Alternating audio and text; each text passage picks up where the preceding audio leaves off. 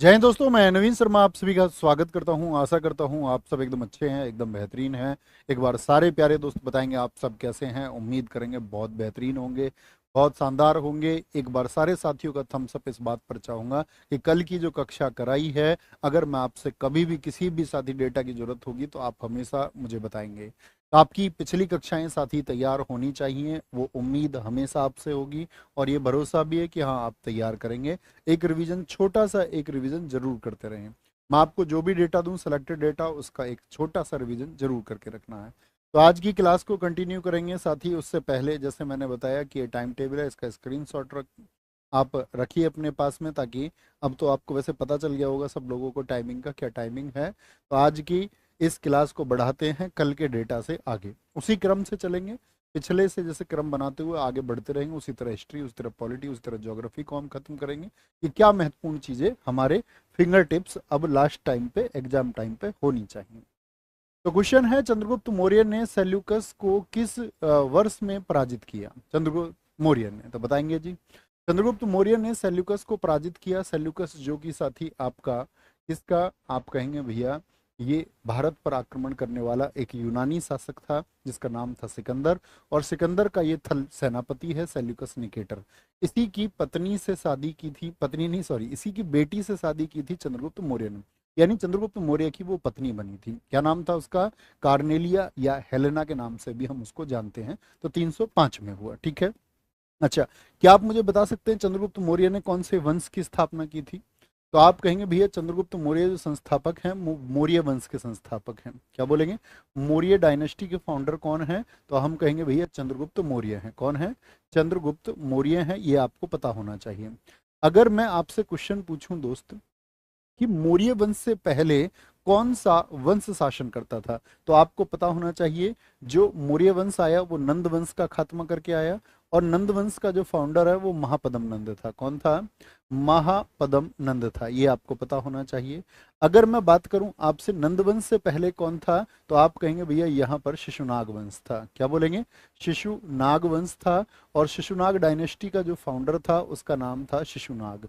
क्या आप मुझे बता सकते हैं शिशुनाग से पहले कौन सा था? तो आप कहेंगे भैया ये क्या था, आपका हर्यक वंश था। यहाँ पर क्या बोलेंगे? हर्यक वंश था। और ये हर्यक वंश का जो फाउंडर था वो बिंबिसार था। और भारत पर सबसे बड़ा शासनकाल उसी का रहा है। बिंबिसार, इसका पुत्र फिर अजातशत्रु शासक हुआ था। तो पूछा जाता है अजातशत्रु किस वंश से था? अजातशत्रु के बाद में जो शासक हुआ था वो कालाशोक हुआ था। कौन हुआ था? कालाशोक हुआ था। तो इसके वंश को खत्म करके शिशुनाग, फिर नंदवंश और फिर मौर्य वंश आया। इतनी बात में कोई दिक्कत? जब हम बात करते हैं तो इस बिंबिसार को हम कहते हैं जो हर्यक वंश था, ये कहां पर शासन करता था? ये आपका दोस्त मगध पर शासन करता था। क्या बोलेंगे? मगध पर शासन था इसका। और मगध जो था एक महाजनपद था। मगध क्या था? एक महाजनपद था। और पिछली बार जो यूपी पुलिस कांस्टेबल में पूछा गया कि महाजनपदों की कुल संख्या कितनी थी, तो बताएंगे? एक क्या था? ये आपका महाजनपद था। अगर मैं आपसे पूछूं महाजनपदों की संख्या कितनी थी टोटल, सारे दोस्त बताएंगे। एक बार मेरा सबसे प्रश्न है कि महाजनपदों की संख्या यदि मैं आपसे पूछने लग जाऊं, तो सारे साथियों ने उत्तर दिया 16 16 16। यानी 16 महाजनपद थे, ये सबको पता होना चाहिए। इसमें अगर मैं बात करूं जो सबसे शक्तिशाली महाजनपद था वो मगध ही था। इसीलिए सब लोग मगध पर शासन करना चाहते थे। सबसे शक्तिशाली जो महाजनपद था वो कौन सा था? वो मगध था, ठीक है। तो एक तो ये क्रम पता होना चाहिए कि मगध पर जो क्रम हुआ, तो आप क्या बोलेंगे? H for Haryanka, S for Shishunaga, N for Nandavansh और आपका एच एस एन एम हसना मना है। ठीक है, ये क्रम आपको पता होना चाहिए। फिर मौर्य वंश आता है। और मौर्य वंश में साथी, मौर्य वंश जब स्थापित हुआ तो मौर्य वंश से पहले कौन है? नंदवंश, जिसका फाउंडर है महापद्म नंद। और इसी वंश में एक शासक हुआ घनानंद। क्या नाम था उसका? घनानंद। और घनानंद से दुश्मनी किनकी है? वो चंद्रगुप्त मौर्य और घनानंद की दुश्मनी थी। तो जब भारत पर सिकंदर का आक्रमण हुआ तो किसके समय हुआ था? तो आप कहेंगे घनानंद के समय पर हुआ। यानी मगध का सम्राट कौन था सिकंदर के आक्रमण के समय? तो क्या आंसर आएगा सबका? घनानंद आएगा। तो यहाँ पर घनानंद और चंद्रगुप्त मौर्य की इस दुश्मनी के बीच में साथी कौन था जो आपका एक किंग क्रिएटर बने? वो थे आपके आचार्य चाणक्य जी। कौन थे? आचार्य चाणक्य जी थे, जिनको हम विष्णुगुप्त के नाम से जानते हैं। जिनको साथी हम आपका एक और नाम है उनका, कौन बताएगा? एक और नाम है उनका, कुटिल बुद्धि की वजह से उनको कहते थे हम कौटिल्य, ठीक है, कौटिल्य। तो जो चंद्रगुप्त मौर्य है इन्हीं के पीएम थे, और चंद्रगुप्त मौर्य जो राजा बने किसकी वजह से बने, वो आपका आचार्य चाणक्य जी की वजह से बने, ठीक है। तो कौन थे चंद्रगुप्त मौर्य के प्रधानमंत्री, आचार्य चाणक्य थे। और आचार्य चाणक्य जी ने पुस्तक कौन सी लिखी, इनकी बुक का नाम मैं आपसे जानना चाहूंगा कि आचार्य चाणक्य जी की वो प्रसिद्ध पुस्तक कौन सी है जिसको हम कहते हैं कि उसका विषय राजनीति विज्ञान है, यानी कि वो पॉलिटी पर डिपेंड है, राजनीति विज्ञान उसका मुख्य सब्जेक्ट है, विषय है। तो आप कहेंगे उस बुक का नाम है भैया अर्थशास्त्र। क्या बोलेंगे, अर्थशास्त्र, जो संस्कृत भाषा में लिखी गई। तो अर्थशास्त्र के रचयिता कौन है, आचार्य चाणक्य हैं, वो प्राइम मिनिस्टर हैं चंद्रगुप्त मौर्य के, ठीक है, इतनी बात में। अच्छा, चंद्रगुप्त मौर्य के जो वंशज रहे, चंद्रगुप्त मौर्य के बाद गद्दी पर कौन आया, बता सकते हैं आप। चंद्रगुप्त मौर्य के बाद में जो गद्दी पर आता है साथी आपका, इनका बेटा आया, और चंद्रगुप्त मौर्य के बेटे का नाम है बिंदुसार। तो कभी भी एक तो बिंबिसार और बिंदुसार में कंफ्यूज नहीं होना। तो वो तो वर्षों पहले हैं बिंबिसार, जो कि हर्यक वंश के संस्थापक हैं। बिंदुसार, और बिंदुसार के बाद में आया अशोक। क्या बोलेंगे, बिंदुसार के बाद में आया कौन, आपका अशोक आया, ठीक है। तो यहाँ पर महान अशोक का जो साथी शासनकाल है वो भी बड़ा पूछा जाता है। 269 से लेकर के 232 बीसी तक है, एक ही शासनकाल में आपसे याद करने को कहूंगा। अगर इनकी बात करते हैं तो ये आपका साथी जो इनका शासनकाल था वो 322 से 298 था। इनका 298 से लेकर 272 तक था, बीसी तक था बिंदुसार का, लेकिन वो आपको नहीं याद करनी। आपको शासनकाल याद करना है अशोक का, वो आपको पता होना चाहिए कभी भी मैं पूछूं, ठीक है। अब जैसे पिछला प्रश्न हमारा किससे था, आपका चंद्रगुप्त मौर्य से था। तो सिकंदर तो मर गया, भारत से वापस जाते समय आप लोग जानते हैं, और अपना जो साम्राज्य था अपने सेनापतियों को दे गया, ठीक है, चारों सेनापतियों में उसने बांटा। तो इस सेल्यूकस निकेटर ने भी सिकंदर के बाद वही कोशिश की कि मैं भारत को हथिया लूं, लेकिन चंद्रगुप्त मौर्य ने उसको विफल किया।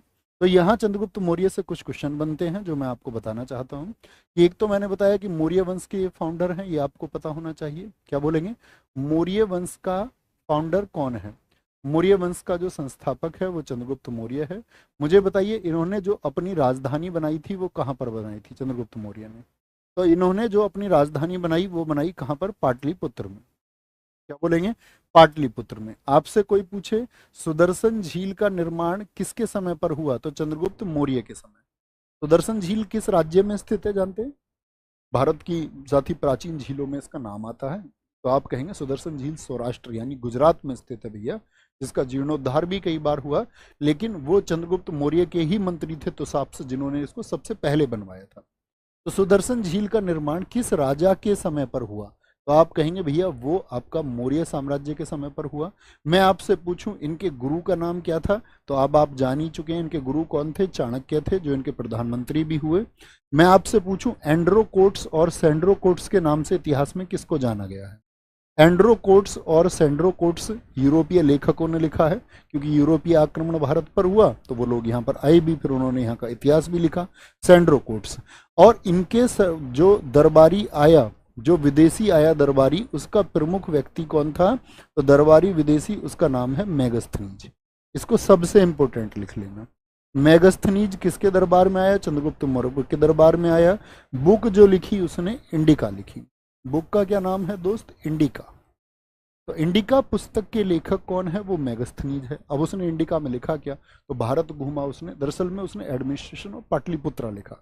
पाटलिपुत्र के आपका शासनकाल के बारे में जानकारी दी। पाटलिपुत्र के साथ ही आपका जो भी वहाँ का एडमिनिस्ट्रेशन था, वहाँ की शासन प्रणाली थी, उस सबको किसने लिखा, तो आप कहेंगे भैया मेगस्थनीज ने उसको लिखा था, ठीक है। अच्छा, चंद्रगुप्त मौर्य ने कौन सा धर्म अपना लिया था, तो आप बोलेंगे इन्होंने धर्म अपने जीवन के अंतिम दिनों में जैन धर्म को अपना लिया था। क्या बोलेंगे, जैन धर्म को अपना लिया था। और उसके लिए जो इन्होंने दीक्षा ली थी, जो जैन धर्म के लिए इन्होंने दीक्षा ली थी, वो किससे ली थी, भद्रबाहु से ली थी। भद्रबाहु ने इनको ट्रेन किया था किसके, जैन धर्म की शिक्षाओं के लिए, ठीक है।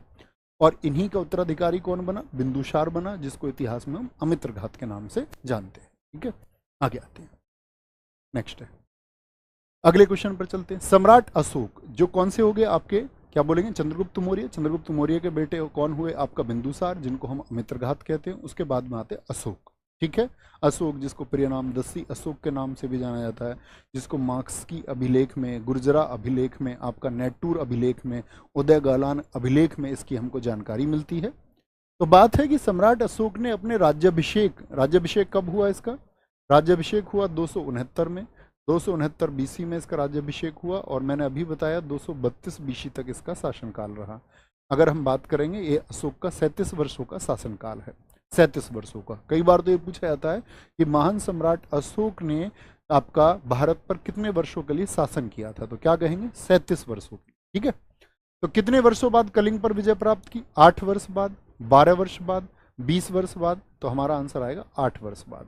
तो कलिंग पर जो युद्ध हुआ था साथी, कलिंग पर जो वॉर हुआ वो हुआ था 261 बीसी में, और इसका जो वर्णन मिलता है अशोक के कौन से शिलालेख से मिलता है, जरा बताएंगे। अशोक के कुल 14 शिलालेख है, उसमें से अशोक के 13वां जो शिलालेख है वो किसके बारे में बताता है? अशोक का 13वां शिलालेख बताता है कलिंग युद्ध के बारे में। और कलिंग की राजधानी क्या थी, मैं आपसे पूछूं तो उस टाइम पे जो साथी कलिंग था जिस पर इन्होंने युद्ध किया, कलिंग की कैपिटल थी आपका, कलिंग की राजधानी थी आपका तोसली। और वर्तमान में अगर हम बात करें, जैसे पूछा जाता है कि कलिंग वर्तमान में किस भारतीय राज्य में स्थित है, तो आप कहेंगे कलिंग भैया वर्तमान में उड़ीसा में स्थित है। क्या बोलेंगे? उड़ीसा में। वहाँ के राजा पद्मनाभ थे, युद्ध के बहुत सारे कारण थे, हाथी भी एक कारण थे, उनके प्रेम संबंधों को भी कारण बताया जाता है। और उन्होंने उसी युद्ध के बाद में, ये भी पूछा जाता है कि जब वहाँ लगभग 1 लाख लोग मर गए, तो उसी युद्ध के बाद में उनका हृदय जो है पतित हो उठा, और उन्होंने किस धर्म को अपना लिया था? अशोक ने फिर अपना जीवन, बताएंगे किस धर्म को अपनाया? तो अशोक किस धर्म का अनुयायी बन गया था? बौद्ध धर्म का अनुयायी बन गया था। और इसके बाद में इसने बौद्ध धर्म का खूब प्रचार प्रसार कराया। जैसे अपने बेटे को इसने भेजा, अपनी बेटी को भेजा इसने श्रीलंका बौद्ध धर्म के प्रचार के लिए, और बहुत सारे लोगों को, कई दार्शनिकों को चीन भेजा इसने। ठीक है, हिमालयी क्षेत्र में प्रचार करवाया। आगे आते हैं, अशोक के निम्न अभिलेखों में से किसमें दक्षिण भारतीय राज्यों का उल्लेख हुआ है? साउथ के साथी जो स्टेट थे उनका उल्लेख अशोक ने अपने अभिलेख में किया है। तो अशोक के अगर मैं आपसे कभी पूछूं कुल शिलालेखों की संख्या कितनी है, अशोक के कुल शिलालेख कितने हैं? माँ सुभद्रांगी का बेटा है ये। अशोक के शिलालेखों की संख्या है 14। क्या बोलेंगे? 14 है। और आपके क्या बोलेंगे, इसके अगर कुल बात करें, स्तंभ लेखों की संख्या कितनी है? स्तंभ लेख कितने हैं अशोक के? स्तंभ लेखों की संख्या 7 है। और आपसे पूछे गुहा लेख कितने हैं, यानी जो रॉक एडिक्ट हैं वो तो 14 हैं, जो पिलर एडिक्ट हैं वो 7 हैं, और जो आपका केव एडिक्ट है उसके, उनकी संख्या है 3। क्या बोलेंगे? 3 उनकी संख्या है। तो दक्षिण के राज्यों के लिए बहुत इंपॉर्टेंट पूछा जाता है कि वो दूसरे शिलालेख में उसने वर्णन किया है। और कई बार क्वेश्चन तो ये पूछा जाता है कि अशोक के शिलालेखों में किस दक्षिण भारतीय राज्य का जिक्र नहीं था। तो आपको किस किस का जिक्र ये पता होना चाहिए। चेर साम्राज्य, जिसको उस समय पर केरल पुत्र कहा जाता था, इसका जिक्र मिलता है। चेर यानी केरल पुत्र का जिक्र मिलता है। आपका चोल साम्राज्य का जिक्र मिलता है, ये दक्षिण के थे, तमिलनाडु क्षेत्र के। पांड्यों का जिक्र मिलता है, और साथ में आपका सतीय पुत्र का जिक्र मिलता है। क्या बोलेंगे? सतीय पुत्र का जिक्र मिलता है। अच्छा, आपसे मैं पूछूं अशोक के अभिलेखों को सबसे पहले किस वर्ष में खोजा गया था, तो क्या आप मुझे वर्ष बता सकते हैं? तो अशोक के जो अभिलेखों की साथी खोज हुई, जो इसके एडिक्ट्स थे उनकी जो खोज हुई, अभिलेखों की खोज, क्या बोलेंगे? अभिलेखों की जो खोज हुई भैया, वो हुई थी किस वर्ष में? किसने खोजा था, बता पाएंगे? 1837 कई दोस्त लिख रहे हैं, लेकिन 1750 भी कई साथी लिख रहे हैं, वो सभी सही हैं। अशोक के अभिलेखों को फैंथेलर ने खोजा था, टी फैंथेलर ने। क्या बोलेंगे? फैंथेलर ने। मैं पूछूं अशोक के अभिलेखों को सबसे पहले किसने पढ़ा? वो ब्राह्मी लिपि में थे। किस लिपि में थे? ब्राह्मी लिपि में थे। क्या बोलेंगे? 1837 में किसने पढ़ा था? जेम्स प्रिंसेप ने पढ़ा था। क्या बोलेंगे? अशोक के अभिलेखों को पढ़ने में सबसे पहले जो सक्सेस पाई वो पाई जेम्स प्रिंसेप ने। ये 1837 होगा। तो खोजा और पढ़ा, इन दोनों बातों में अंतर है, कभी गलती नहीं करनी है। ठीक है, नेक्स्ट है जी, सांची का स्तूप किस शासक ने बनवाया था? सांची का महान स्तूप है साथी। स्तूप का मतलब होता है, कभी पूछे तो बौद्ध धर्म को डिनोट करता है, बौद्ध धर्म से इसका संबंध है। और सांची का स्तूप ये आपका रायसेन जिले में पड़ता है, रायसेन जो कि साथी आपका मध्य प्रदेश में है। और ये एक यूनेस्को की साइट भी है। अगर हम बात करें यूनेस्को के वर्तमान में कितने स्थल हैं, तो क्या बताएंगे आप? यूनेस्को में 1989 में इसको लिस्ट किया गया था। जानते हैं ना यूनेस्को स्थल, जैसे हम बात करते हैं विश्व विरासत स्थल, तो मैं आपसे वर्तमान में पूछूं यूनेस्को के कितने स्थल हो गए हैं? फटाफट से बताएं, कई दोस्त दे रहे हैं 42, कई 43 उत्तर बता रहे हैं। तो 43 वाले अब ठीक हैं। जैसे आप जानते 41वां शांति निकेतन था आपका, 42वां जो साथी आपका वहाँ पर जो मंदिर का समूह था सोमनाथपुरा हेलोबिड के मंदिर, वो 42वीं साइट थी। 43वीं साइट बनी है असम की मोदियम्स। क्या बोलेंगे, उसको भी कहीं किनारे पे लिख लेना। अभी वर्तमान में 43 साइट है, और 43वीं जो साइट बनी है वो मोदियम्स बनी है, और वो कहाँ की है, असम का, असम के स्मारक हैं। कहाँ के, असम के स्मारक हैं। ये बात भी आप लोगों को पता होना चाहिए, मोदियम्स असम। ठीक है, ये लिख लो कहीं किनारे पे, अब गलती नहीं करनी, हो सकता परीक्षा में पूछा जाए। तो सांची का स्तूप किसने बनवाया था, वो दोस्त अशोक ने बनवाया था। क्या बोलेंगे, अशोक ने बनवाया था। और सांची के स्तूप के बारे में ये जो खोज की, ये किसके द्वारा की गई थी कि अशोक ने इसको बनवाया। सांची के स्तूप की खोज भी पूछा जाता है, रायलट 1818। तो ये रायलट ने इस बात को सत्यापित किया था 1818। तो पूछा जाता है वह कौन एक प्रसिद्ध खनन व्यक्ति है जो सांची स्तूप से जुड़ा हुआ है, तो रायलट है। क्या बोलेंगे, जैसे एक भरहूत स्तूप है, आप मुझे बताएंगे अशोक के स्तूपों को किसने तोड़वा दिया था। अशोक के 84,000 स्तूपों को कहा जाता है कि वो आपका पुष्यमित्र सुंग ने तोड़वा दिया था। पुष्यमित्र सुंग ने, ठीक है, पुष्यमित्र सुंग ने, जो लगभग बौद्धों के खिलाफ हो गया था। तो पुष्यमित्र सुंग ने आपका जो ये आपका भरहूत स्तूप बनवाया, इसको 1873 में कनिंगम के द्वारा खोजा गया था। किसके द्वारा, कनिंगम ने इसके बारे में रिपोर्ट दी थी कि इसको पुष्यमित्र सुंग ने बनवाया। भरहूत स्तूप कहाँ पर है, वो मध्य प्रदेश के सतना जिले में। वो कहाँ पर है, सतना एमपी में। तो दोनों स्तूप से क्वेश्चन पूछे जाते हैं। कि सांची का स्तूप मध्य प्रदेश के किस जिले में, रायसेन में है। आपसे पूछे भरहूत स्तूप आपका किस जिले में है, तो आप बोलेंगे ये सतना में है। कहाँ पर है, सतना में है, आपका मध्य प्रदेश में है। ये आपको पता होना चाहिए। अच्छा, अशोक हमने बताया कि स्तूप शब्द का संबंध किससे है, बौद्ध धर्म से। मुझे बताइए अशोक ने जो बौद्ध धर्म की दीक्षा ली वो किससे ली थी। सम्राट अशोक ने जो बौद्ध धर्म की दीक्षा ली वो किससे ली थी, तो आप क्या बोलेंगे, निग्रोध तो उनका अपना भतीजा था जिससे उन्होंने प्रेरणा ली थी, लेकिन दीक्षा ली थी बौद्ध भिक्षु था उपगुप्त। क्या बोलेंगे, उपगुप्त। ये बात आपको पता होनी चाहिए, कम से कम पता होनी चाहिए। ठीक है, नेक्स्ट। पुष्यमित्र सुंग द्वारा 2 अश्वमेध यज्ञ किए गए कि जहां तक घोड़ा जाएगा वह साम्राज्य मेरा होगा। ठीक है, और नहीं तो उसके पीछे सेना चल रही होती थी घोड़े के पीछे, उसको रोकोगे तो युद्ध करना पड़ेगा। 2 अश्वमेध किए पुष्यमित्र सुंग ने, इसके बारे में जानकारी कहाँ से मिलती है, तो हम कहेंगे इसके बारे में अयोध्या लेख से जानकारी मिलती है। क्या बोलेंगे, अयोध्या लेख इस बात के बारे में जानकारी देता है। और पुष्यमित्र सुंग साथी जो है वो किस वंश का संस्थापक है, ये आपको पता होना चाहिए, जिनकी राजधानी विदिशा में थी। तो ये जो संस्थापक हैं, फाउंडर हैं, तो ये सुंग वंश के फाउंडर हैं। और यहाँ पर आपको कुछ बातें याद रख लेनी है सुंग वंश से संबंधित, कि सुंग वंश के जो ये राजा थे पुष्यमित्र सुंग, इनके जो 2 अश्वमेध यज्ञ कराए थे वो पतंजलि ने कराए थे। पतंजलि जो योग दर्शन के लिए जाने जाते हैं, पतंजलि जिन्होंने भारत में एक प्रसिद्ध दर्शन, 6 दर्शनों में से, 6 दर्शन में से एक दर्शन, 6 फिलॉसफी है उनमें से एक फिलॉसफी दर्शन की जो सिद्धांत है योग का, वो पतंजलि ने दिया। इन्हीं के दरबार में रहते थे। तो फाउंडर सुंग वंश के कौन है, पुष्यमित्र सुंग है। और पुष्यमित्र सुंग ने क्या किया था, वैदिक धर्म की फिर से स्थापना की थी। इनको क्या बोलते हैं, वैदिक धर्म का पुनर्संस्थापक इनको बोलते हैं। ठीक है, वैदिक धर्म का पुनर्संस्थापक इनको हम कहते हैं। ये बात आपको पता होनी चाहिए। क्यों, क्योंकि भैया भारत पर विदेशी आक्रमण हुए, और विदेशी आक्रमण हुए तो यूनानी भी आए भारत पर ईरानी भी आए। क्या आप मुझे बता सकते हैं भारत पर आक्रमण करने वाले सबसे पहले विदेशी कौन थे, भारत पर आक्रमण करने वाले सबसे पहले विदेशी, तो आप कहेंगे भैया ईरानी आए सबसे पहले। कौन आए पहले, ईरानी, हकामनी साम्राज्य के शासक। फिर यूनानी, सिकंदर आया था यूनानी। यूनानियों के बाद बात करते हैं तो इंडो ग्रीक शासक आए। फिर कौन आए थे आपका, इंडो ग्रीक के बाद में शक शासक आए आपका।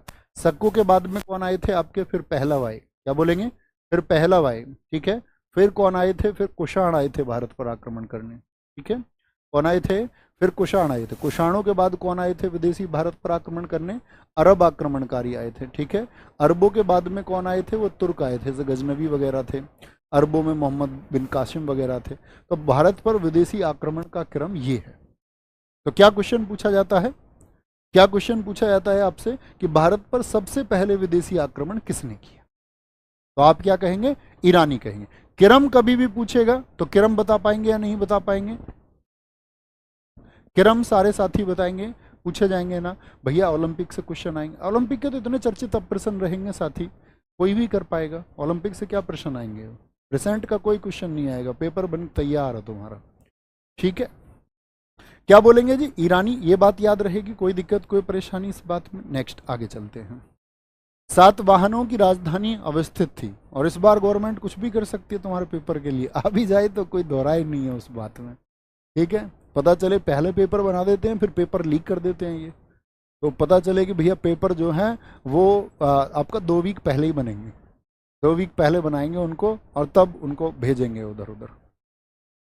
सातवाहन एक वंश हुआ साथी। सातवाहन कहाँ पर थे, ये आंध्रा में थे। कहाँ पर थे, आंध्रा में थे। और जो सातवाहन वंश की राजधानी थी वो कहाँ थी, तो इनकी प्रारंभिक राजधानी जो थी वो अमरावती में थी, और बाद में इन्होंने जो अपनी राजधानी बनाई वो पैठन में बनाई, जिसको प्रतिष्ठान हम कहते हैं, प्रतिष्ठान।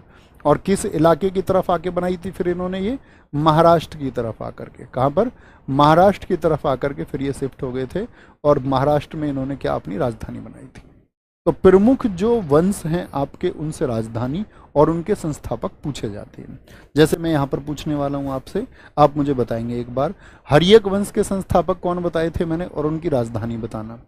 हर्यक वंश के जो साथी संस्थापक थे आपके, क्या बोलेंगे भैया, बिंबिसार थे। कौन, बिंबिसार थे। और उनकी राजधानी कौन सी थी, बिंबिसार की जो राजधानी है वो राजगृह थी। क्या थी, राजगृह, जो शुरुआती दौर में मगध की राजधानी भी थी, ये भी याद रखना है। दूसरा आप मुझे बताओ, मौर्य वंश तो मैं आपको बता ही चुका, तो इसका तो जिक्र इसके क्रम के करने की जरूरत ही नहीं। शुंग वंश के संस्थापक मैंने आपको कौन बताए थे अभी, पुष्यमित्र शुंग बताए थे। कौन, पुष्यमित्र शुंग बताए थे। और पुष्यमित्र शुंग ने जो राजधानी बनाई थी वो कहाँ बनाई थी, मध्य प्रदेश के विदिशा में बनाई थी। कहाँ पर, विदिशा में उनकी कैपिटल थी। मैं आपसे पूछूं दोस्त, आपका गहडवाल जो वंश था, इन्हीं के समकालीन गहडवाल वंश की राजधानी क्या थी, तो आप कहेंगे उसके जो संस्थापक थे वो तो चंद्रदेव थे। कौन थे, गहडवाल वंश के संस्थापक चंद्रदेव थे, और राजधानी थी उनकी वाराणसी। क्या बोलेंगे, वाराणसी उनकी राजधानी थी। चौथा आपसे जो वंश पूछा जाएगा, पल्लव वंश। पल्लव वंश के संस्थापक कौन थे, सिंह विष्णु थे। कौन थे, सिंह विष्णु थे दोस्त। और इन्होंने जो अपनी कैपिटल बनाई थी सिंह विष्णु ने, वो बनाई थी कांची, तमिलनाडु में। कहाँ पर, तमिलनाडु में। ठीक है, कांची को। और पांचवा आपसे पूछा जाएगा दोस्त, चोल वंश के संस्थापक कौन थे, विजयालय। कौन थे, विजयालय। और इन्होंने जो अब की राजधानी बनाई थी वो बनाई थी तंजौर में। कहाँ पर है तंजौर, तमिलनाडु में। ठीक है, तंजौर तमिलनाडु में। और छठा सबसे इंपॉर्टेंट आता है, राष्ट्रकूट जो वंश था उसके संस्थापक कौन थे, दंती दुर्ग थे। दंती दुर्ग थे। और आपका राजधानी उनकी थी मान्यखेत, जिसको मालखेड़ भी हम कहते हैं, मान्यखेत या मालखेड़ भी जिसको कहा जाता है। तो ये राजधानी आपको पता होनी चाहिए। राजधानी, भाई वॉइस की बच्चे लिख रहे हैं, देखो ना इसको। भाई आवाज में क्या दिक्कत है, एक बार लिखें। आवाज धीमी आ रही है, मंदी आ रही है, नहीं आ रही है, या कम है, ज्यादा है, क्या दिक्कत है? क्योंकि कल से इस स्टूडियो में आवाज की शिकायत आ रही है, जितनी भी क्लासेस हुई। सुन पा रहे हैं, मतलब एडजस्टेबल है, ये बताइए। क्या एडजस्ट हो सकता है, या बिल्कुल भी आवाज नहीं आ रही है, या मैं कुछ कह रहा हूं तो सुनाई नहीं आ रहा, या धीमे आ रही है, पहुंच पा रही है आवाज? काम चल सकता है तो थम्स अप करें, फिर इस स्टूडियो क्लास के बाद में इसको आवाज को ठीक करा लें। एक बार थम्स अप करके बताना भैया थोड़ा बहुत डिस्टरबेंस है, चल सकता है। तो जैसे ही क्लास खत्म होगी, क्योंकि बीच में अगर सारा सेटअप करेंगे तो फिर उसमें टाइम लगेगा। काम चल जाएगा जी, तो ठीक है भाई साहब, काम चला लीजिए, ये मेरी रिक्वेस्ट है आपसे। ठीक है, काम चलाएंगे प्लीज। ठीक है, फिर इसको ठीक करा देंगे क्लास के बाद में। क्या बोलेंगे, निम्नलिखित में से किस अभिलेख में, जिसको भारतवर्ष भरतवर्ष भी कहा जाता है, का प्राचीनतम परिणाम मिला है? तो इसके प्रमाण कहाँ से मिले हैं कि भारतवर्ष के बारे में लिखा गया है? तो रुद्रदामन का जूनागढ़ अभिलेख। पहले तो ये भी पता होना चाहिए आपको कि जूनागढ़ अभिलेख का संबंध किससे है। हाथी गुम्फा अभिलेख को किसने जारी कराया, पहला प्रश्न। एहोल अभिलेख किसका है, पुलकेशिन द्वितीय। इनके यहाँ पर इनके दरबारी थे रवि कीर्ति, उन्होंने इसको जारी कराया था। और अयोध्या अभिलेख, जिससे पुष्यमित्र शुंग के 2 अश्वमेध के बारे में जानकारी मिली, वो धनदेव का है। तो भारतवर्ष के बारे में जानकारी मिलती है खारवेल के हाथी गुम्फा अभिलेख से। और हाथी गुम्फा अभिलेख कहाँ पर मिला, उड़ीसा से। कहाँ से, उदयगिरी की पहाड़ियों से। याद रखेंगे इस बात को, उदयगिरी की पहाड़ियों से साथी, उदयगिरी की पहाड़ियों से। और ये जो खारवेल है कलिंग के शासक थे, तो कभी भी आपसे पूछा जाए, क्योंकि भारतवर्ष का वर्णन है, तो पूछे कि जिन्होंने आपका खारवेल, जिन्होंने आपका किसको, हाथी गुम्फा अभिलेख को जारी कराया, वह कहाँ के शासक थे? तो क्या बोलेंगे भैया, कलिंग के शासक थे। ठीक है, कलिंग के वो रूलर थे। निम्नलिखित राज्यों के गठन पर विचार कीजिए और इन्हें कालक्रमानुसार व्यवस्थित कीजिए, कि किस राज्य का गठन कब हुआ है। कालक्रमानुसार मतलब सबसे पहले जिसका हुआ उसको पहले लिखिए। तो क्या बोलेंगे भैया, उत्तराखंड, अरुणाचल प्रदेश है आपका, झारखंड है और गोवा है। तो क्या आपको इन सब की गठन के वर्ष पता है? गठन के वर्ष अगर एक जैसे हुए तो फिर तारीख पता होनी चाहिए। देखते हैं जी। तो उत्तराखंड, ये साथी 3 राज्य एक साथ बने हैं। ठीक है, CUJ बोलते हैं। 1 नवंबर, 9 नवंबर और 15 नवंबर को। ठीक है, 15 नवंबर को। क्या बोलेंगे, कब? 2000 में बने, सन 2000 में। 2000 में तीनों के तीनों बने। और जैसे कि ये आपका छत्तीसगढ़ किससे अलग करके बनाया गया? MP से। उत्तराखंड को UP से और झारखंड को बिहार से अलग करके बना दिया गया। तो क्या बोलेंगे, उत्तराखंड कब बना? ये 9 नवंबर सन 2000 को बनता है, 9 नवंबर सन 2000 को। झारखंड कब बन गया साथी आपका? 15 नवंबर सन 2000 को बना। अच्छा, अरुणाचल प्रदेश बताइए कब बना है? तो अरुणाचल प्रदेश दोस्त 20 फरवरी 1987 को बना। ठीक है, UT बनाया गया। अच्छा, अरुणाचल प्रदेश का पुराना नाम कौन बताएगा?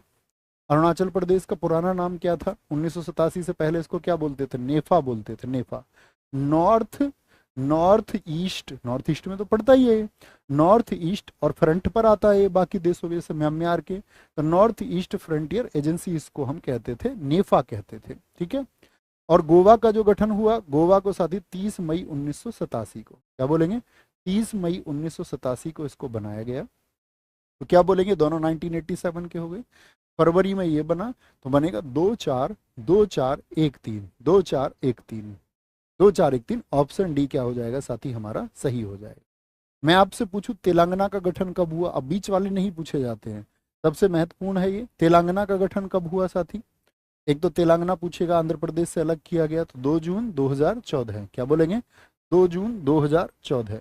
अच्छा, जो जम्मू कश्मीर था उसको साथी, जम्मू एंड कश्मीर को UT जो बनाया गया, वो कब बनाया गया आपका साथी? क्या बोलेंगे, UT का दर्जा उसको दिया गया था 5 अगस्त 2019 को। और साथी याद रख लेना, लागू कब से हो गया था ये? लागू हुआ था 31 अक्टूबर 2019 से।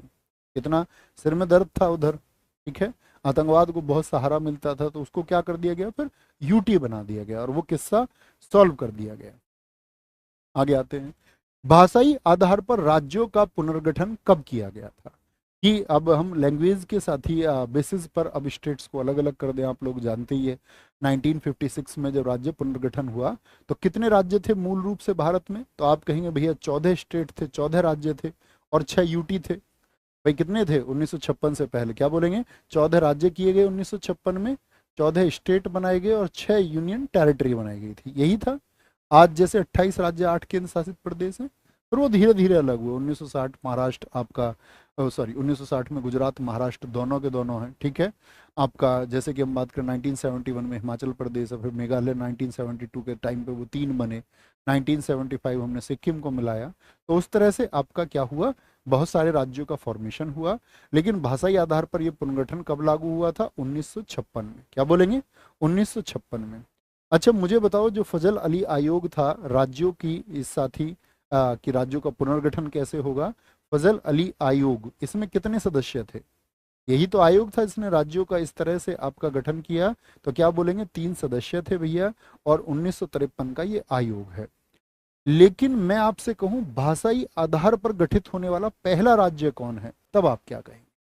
लैंग्वेज के बेसिस पर जो पहला स्टेट फॉर्मेट किया गया आपका, वो कौन सा है?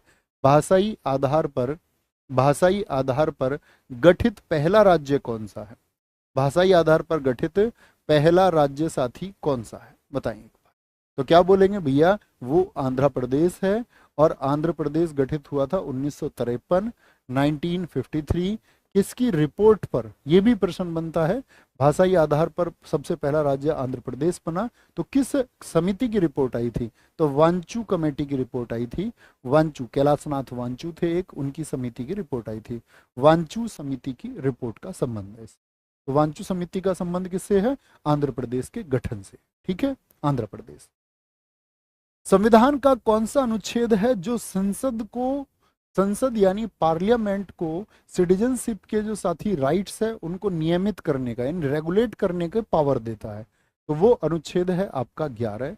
तो क्या बोलेंगे, नागरिकता के संशोधन के अधिकार किसके पास है? ऑप्शन देता है आपको, राष्ट्रपति, सर्वोच्च न्यायालय, संसद या इनमें से कोई नहीं। तो आप आज के बाद रखेंगे आंसर को याद कि कौन इसमें संशोधन कर सकता है नागरिकता संबंधी अधिकारों में, तो आप कहेंगे भैया सिर्फ संसद को ये अधिकार है। मुझे बताइए, कल का क्वेश्चन मैंने आपको बताया, एकल नागरिकता हमने किस देश से ली है? किस देश से हमने इस प्रावधान को लिया? कल मैंने आपको बताया ये भाग 2 में आर्टिकल 5 से 11 तक है आपका, संसद के पास सिर्फ आपका नागरिकता का अधिकार है। और किस अनुच्छेद के अनुसार है ये, क्या बोलेंगे? तो आप कहेंगे आर्टिकल 11 के अनुसार। ये सबसे इंपॉर्टेंट क्वेश्चन है सिटीजनशिप का, ये बात याद रखेंगे। और बाकी क्वेश्चंस की बात करते हैं कि नागरिकता अधिनियम कब आया। नागरिकता अधिनियम कब आया, जिसमें पहली बार संशोधन 1986 में किया गया था। तो सिटीजनशिप एक्ट कब आया दोस्त? तो नागरिकता अधिनियम आया था भैया आपका 1955 में। और इसी को बोलते हैं CAA। कब आया? सिटीजनशिप अमेंडमेंट एक्ट जो है वो 2019 में आया। ये दोनों चीजें आपको परीक्षा में इनके वर्ष नहीं भूलने। सिटीजनशिप अमेंडमेंट एक्ट, नागरिकता संशोधन अधिनियम कब आया? वो 2019। और नागरिकता अधिनियम कब आया सिटीजनशिप एक्ट? तो आप कहेंगे 1955 में आया। दोनों हम याद करके जाएंगे, ठीक है। भारतीय संविधान के अंतर्गत मौलिक अधिकारों में से कौन सा सभी व्यक्तियों को उपलब्ध नहीं है, कि वो सबको नहीं दिया जा सकता? जैसे विधि के समक्ष समता का अधिकार, आर्टिकल 14 है, आर्टिकल 14 है। आर्टिकल 15 क्या कहता है? धर्म, वंश, लिंग, जाति के आधार पर आप कोई भेदभाव नहीं करेंगे। आर्टिकल 16 है लोक नियोजन के अवसर पर समानता। आर्टिकल 17 आपका क्या है? अबोलिशन ऑफ अनटचेबिलिटी, अस्पृश्यता का उन्मूलन है। आर्टिकल 18 कहता है आपका उपाधियों के उन्मूलन के बारे में। तो क्या बोलेंगे, धर्म की स्वतंत्रता की अगर हम बात करते हैं, धार्मिक स्वतंत्रता, ये आर्टिकल 25 से 28 में बताई गई है। शोषण के विरुद्ध अधिकार जो है आर्टिकल 23 और 24 दोनों में बताए गए हैं। और अवसर की समानता ये आर्टिकल 16 में बताई गई है। क्या बोलेंगे? आर्टिकल 16 में बताई गई। तो कौन सा है जो सबके लिए नहीं? तो बात आती है वो मौलिक अधिकार जो सिर्फ भारतीयों को हैं। सिर्फ इंडियंस को कौन से हैं? वो किसी विदेशी को नहीं मिल सकते। सिर्फ इंडियंस को कौन कौन से साथी फंडामेंटल राइट्स हैं? तो आप बोलेंगे 15 है, 16 इंडियंस के लिए है, 19 इंडियंस के लिए है, 29 और 30 ये क्या बोलेंगे, ये सिर्फ भारतीयों के लिए। तो 14 की कहीं बात आई, 25 से 28 की कहीं बात आई, 23-24 की कहीं बात आई, यानी आर्टिकल 16 जो है वो सिर्फ इंडियंस को मिलेगा। और बाकी सारे किसके हैं? बाकी जितने भी बचे, मान के चलो 14 बचा, 17 बचा, 18 बचा, वो भारतीय और विदेशी दोनों को है। विदेशी दोनों को प्राप्त है, ठीक है। भारतीय और विदेशी दोनों व्यक्तियों को वो अधिकार प्राप्त है, ये आपको पता होना चाहिए, ठीक है। आगे आते हैं। तो जैसे यहाँ पे अवसर की समानता आ गया, ये बात आपको पता होना चाहिए, ठीक है। नेक्स्ट है, निम्नलिखित में से कौन सा मौलिक अधिकार विदेशी नागरिकों को प्राप्त नहीं है? उसी का प्रश्न है, सही उत्तर तुमसे चाहता हूं। क्या कहेंगे? विधि के समक्ष समता, क्या बोलेंगे? ये क्या हो गया आपका? आर्टिकल 14 हो गया। अभिव्यक्ति की स्वतंत्रता, ये आर्टिकल 19 हो गया, आर्टिकल 19 हो गया। प्राण एवं दैहिक स्वतंत्रता, ये साथी आपका आर्टिकल 21 हो गया। और शोषण अभी मैंने बताया 23 से 24 हो गया। तो क्या बोलेंगे भैया, 19 क्या आपका, क्या बोलेंगे, विदेशियों को प्राप्त है? नहीं जी, अभी बताया ना आपको, 15, 16, 19, 29 और 30 सिर्फ भारतीयों को प्राप्त है। किसको है? ओनली इंडियंस को। आर्टिकल 19 से बहुत क्वेश्चन पूछे जाते हैं, आपके एग्जाम में इस बार भी पूछा जाएंगे। तो क्या बोलेंगे, आर्टिकल 19 के बारे में आप क्या जानते हैं, मुझे बता देना। आर्टिकल 19 जो ए है, इसका जो सब सेक्शन 1 है, जिसको कैबी हम कहते हैं, ए बी हम कहते हैं, इसमें क्या है? वाक एवं अभिव्यक्ति है, यानी फ्रीडम ऑफ एक्सप्रेशन है। और फ्रीडम ऑफ एक्सप्रेशन में साथ ही राइट टू स्पीक तो आता ही है, साथ में क्या आता है आपका? राइट टू साइलेंस भी आता है, चुप रहने का अधिकार। देखा होगा आपने, जैसे बहुत सारे लोग राष्ट्रगान नहीं बोलते, तो क्या उनसे जबरन बुलवाया जा सकता है? तो आप कहेंगे नहीं भैया, उनके पास चुप रहने का अधिकार है, किसी चीज पर वो चाहे तो चुप रह सकते हैं। जैसे पुतला फूका जाता है, तो पुतला फूकने का अधिकार किसमें है? वो भी 19(1)(a) में है आपका। जैसे कि आप झंडा फहराते हैं, आपका जो अनफर्लिंग होती है, आपका होइस्टिंग होती है, झंडा फहराने का अधिकार किसका है? वो भी 19(1)(a) में ही है। आरटीआई किसमें बताया गया है? 19(1)(a) में ही है आपका। मीडिया के अधिकार आदि हैं, ये भी आर्टिकल 19 में आते हैं। और बी, फ्रीडम ऑफ एक्सप्रेशन के बाद में 19(1) का जो बी है, वो क्या बताता है? शांतिपूर्वक इकट्ठे हो सकते हो, कोई धरना आप दे सकते हो, शांतिपूर्व इकट्ठा होना, कहीं पर कोई सभा करनी है, कोई बात करनी है। शांतिपूर्वक का मतलब शांतिपूर्वक, ऐसे नहीं है यहाँ कट्टा लगा रखा है किसी ने और कट्टा लगा के आगे वहां पे डंडा लेके आ गया कोई आदमी, हथियार लेके आगे कुछ, तो ऐसा नहीं हो सकता। कैसे बोलेंगे भैया? शांतिपूर्व इकट्ठे होंगे, कट्टा वट्टा लेके नहीं आएगा कोई भी। संघ या यूनियन, क्या बोलेंगे? संघ या यूनियन बनाने का अधिकार ये हमको है, जी हाँ, आपका सी के अनुसार। डी, अगर हम बात करते हैं आपका, कहीं भी आपको घूमने की स्वतंत्रता है, कि आप देश में कहीं भी घूम सकते हो, घूमने की स्वतंत्रता है आपको, ठीक है। फिर आता है आपका ई। ई क्या कहता है आपका? आप कहीं भी निवास कर सकते हो देश में, निवास की स्वतंत्रता है आपको। और फिर आपका एफ तो निरस्त कर दिया गया। जी में क्या है आपका? कोई भी व्यापार आप कर सकते हो, व्यापार। जैसे मैं आपसे हमेशा पूछता हूं कि देश में घूमने की स्वतंत्रता जो है वो तो 19(1) का सबसेक्शन डी देता है, लेकिन विदेश जाने का अधिकार कौन से अनुच्छेद में है? सारे दोस्त एक बार बताएं। तो बिजनेस के बारे में कहां पर है? जी में। रेजिडेंस, आपका साथी कहीं भी आप घूमना चाह रहे हैं देश में, ठीक है, आपका कोई भी यूनियन आप बनाना चाह रहे हैं, कोई आपको शांतिपूर्वक इकट्ठा होना, क्या बोले? गैदरिंग पीसफुली होनी चाहिए, ये 19(1) का बी कहता है। और फ्रीडम एंड एक्सप्रेशन को कहां पर बताया गया है आपका? वो 19(1) के ए में बताया गया। तो आर्टिकल 21 जिन दोस्तों ने बताया विदेश घूमने का अधिकार, एकदम ठीक उत्तर आप लोगों का था, बहुत गजब, बहुत शानदार। निम्न में से संविधान के किस अनुच्छेद के अंतर्गत भारत के राष्ट्रपति मूल अधिकारों के कार्यान्वयन, यानी कि जो फंडामेंटल राइट्स हैं उनका इम्प्लीमेंटेशन है, उसको साथ ही क्या कर सकते हैं? वो सस्पेंड कर सकते हैं। और सिर्फ आर्टिकल 20 और 21 सस्पेंड नहीं होते। आर्टिकल याद रख लेना, इमरजेंसी के दौरान कौन से अनुच्छेद आपके साथी क्या बोलेंगे? कौन से अनुच्छेद हैं जो आपके लागू रहेंगे? 20 और 21 लागू रहते हैं, ये बचते हैं, ये खत्म नहीं होते हैं कभी भी। ये कहा गया है आर्टिकल 359 में। और ये कब होता है? आपातकाल जैसी स्थितियों में। आपको पता है आपातकाल, मुझे बताइए पहली बात तो, मैंने आपको कल बताया आपातकाल को किस देश से लिया गया है।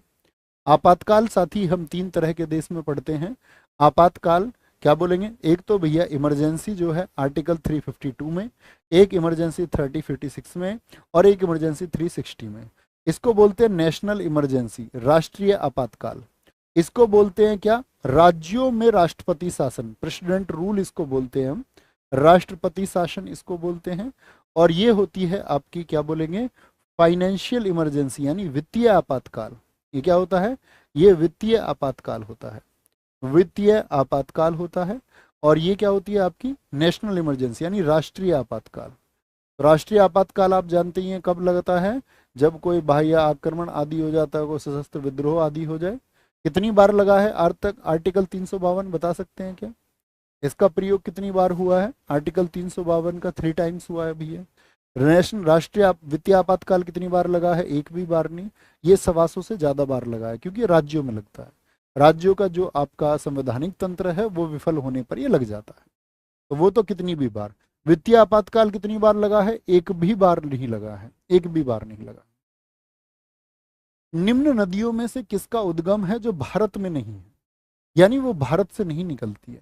तो आपको वो नदी फाउंड आउट करनी है जिसका जो ओरिजिन है वो आउट ऑफ इंडिया है। तो क्या व्यास है? व्यास भारत से निकलती है आपका दोस्त। क्या वो आपका चेनाब है? क्या बोलेंगे? क्या वो चेनाब है? भैया सतलज नदी है, जो भारत से ना निकल के कहाँ से निकलती है? ये राकसताल झील से निकलती है, जो कि आपका तिब्बत में स्थित है। राकसताल लेक, राकसताल झील से निकलती है, जो कहाँ स्थित है दोस्त? आपका तिब्बत में पड़ती है। क्या बोलेंगे? तिब्बत में ये मौजूद है, ठीक है।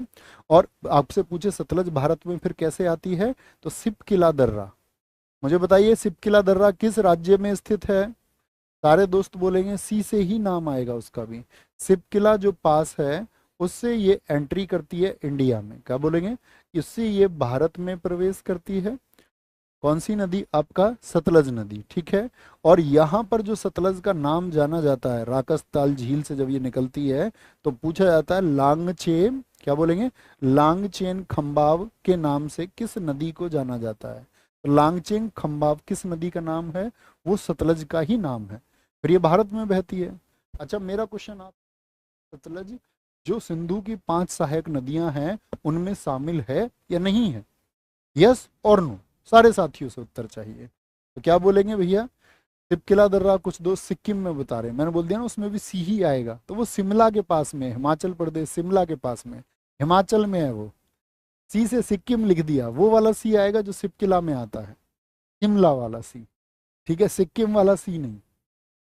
निम्नलिखित में से किस नदी में माजुली नदी द्वीप स्थित है।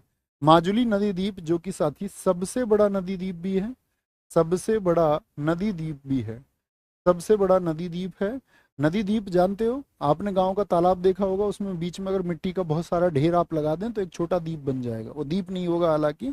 तो ऐसे कोई नदी बह रही है तो उस नदी में क्या होता है आपका, कोई ऐसे स्थल आकृति है और जमीन से उससे पानी इसके साइड साइड से बहता है, ये जमीन क्या है, ये जमीन इस जल से ऊंचे स्थल पर है, इसी को हम द्वीप कहते हैं। तो भारत का या बोले सबसे बड़ा नदी द्वीप है दुनिया का, तो ये कहाँ पर है दोस्त, आपका ब्रह्मपुत्र में है, ठीक है। और आपसे पूछे किस राज्य में है, तो असम, कई बार इसका जिला भी पूछा जाता है, असम के किस जिले में आपका माजुली नदी द्वीप है, तो जिला कौन सा है, कितने दोस्त बता सकते हैं, जिला है भैया जोरहट। और सबसे छोटा नदी द्वीप भी इसी नदी में है, सबसे छोटा नदी द्वीप बताएंगे कौन सा है, सबसे छोटा जो नदी द्वीप है, सबसे छोटा नदी द्वीप है आपका, क्या बोलेंगे, बोलेंगे भैया मयूर द्वीप उसको हम बोलते हैं, उमानंद द्वीप के नाम से भी कई बार उसको जाना जाता है, वो भी ब्रह्मपुत्र पर ही है, हम इसको याद रखेंगे, ठीक है, ब्रह्मपुत्र में ही है। विष्णु प्रयाग निम्नलिखित में से किन नदियों के संगम पर स्थित है। तो ये मैं आपको हमेशा याद कराता था कि भैया गंगा के बनने से पहले गंगा की बहुत सारी धाराएं हैं, गंगा के बारे में बनने वाले क्वेश्चन हम सभी जानते हैं। जैसे मैं एक क्वेश्चन से शुरुआत करता हूं कि गंगा नदी की कुल लंबाई कितनी है साथी, एक बार बोलिए, तो आप कहेंगे 2525 किलोमीटर है भैया। गंगा नदी का साथी जो भूमि है, जो स्थल है, उसके चर्चित प्रश्न है, वो हम सब ज्यादातर जानते हैं कि कहाँ से निकलती, गंगोत्री से निकलती है, बंगाल की खाड़ी में गिर जाती है। लेकिन उस गंगा नदी के बनने से पहले जो 5 प्रमुख धाराएं हैं उनसे प्रश्न पूछा जाता है, तो ये देखना, तो याद रख लेना इसको, दोहली गंगा और अलकनंदा, क्या बोलेंगे, दोहली गंगा जी का तो नाम आ नहीं सकता क्योंकि गंगा जी तो बाद में बनती हैं आपका सब धाराओं से मिलके, ऋषि गंगा नहीं होती, दोहली गंगा और अलकनंदा होती हैं, ठीक है। विष्णु जी के पैरों को धुलती हैं गंगा जी अलग अलग, विष्णु जी के पैरों को धुलती हैं गंगा जी अलग अलग, तो विष्णु नाम से ऐसे याद रखना, विष्णु जी के पैरों को धुलती है गंगा जी अलग अलग, यानी कि अलग अलग याद रख लो, अलग गंगा। तो कितने प्रयाग हैं टोटल बताएंगे मुझे एक बार, इनको हम बोलते हैं दोस्त पंच प्रयाग, ठीक है। और पंच प्रयाग मैं हमेशा बताता हूँ, परीक्षा के लिए कभी मत भूलना, अभी याद कराते हैं।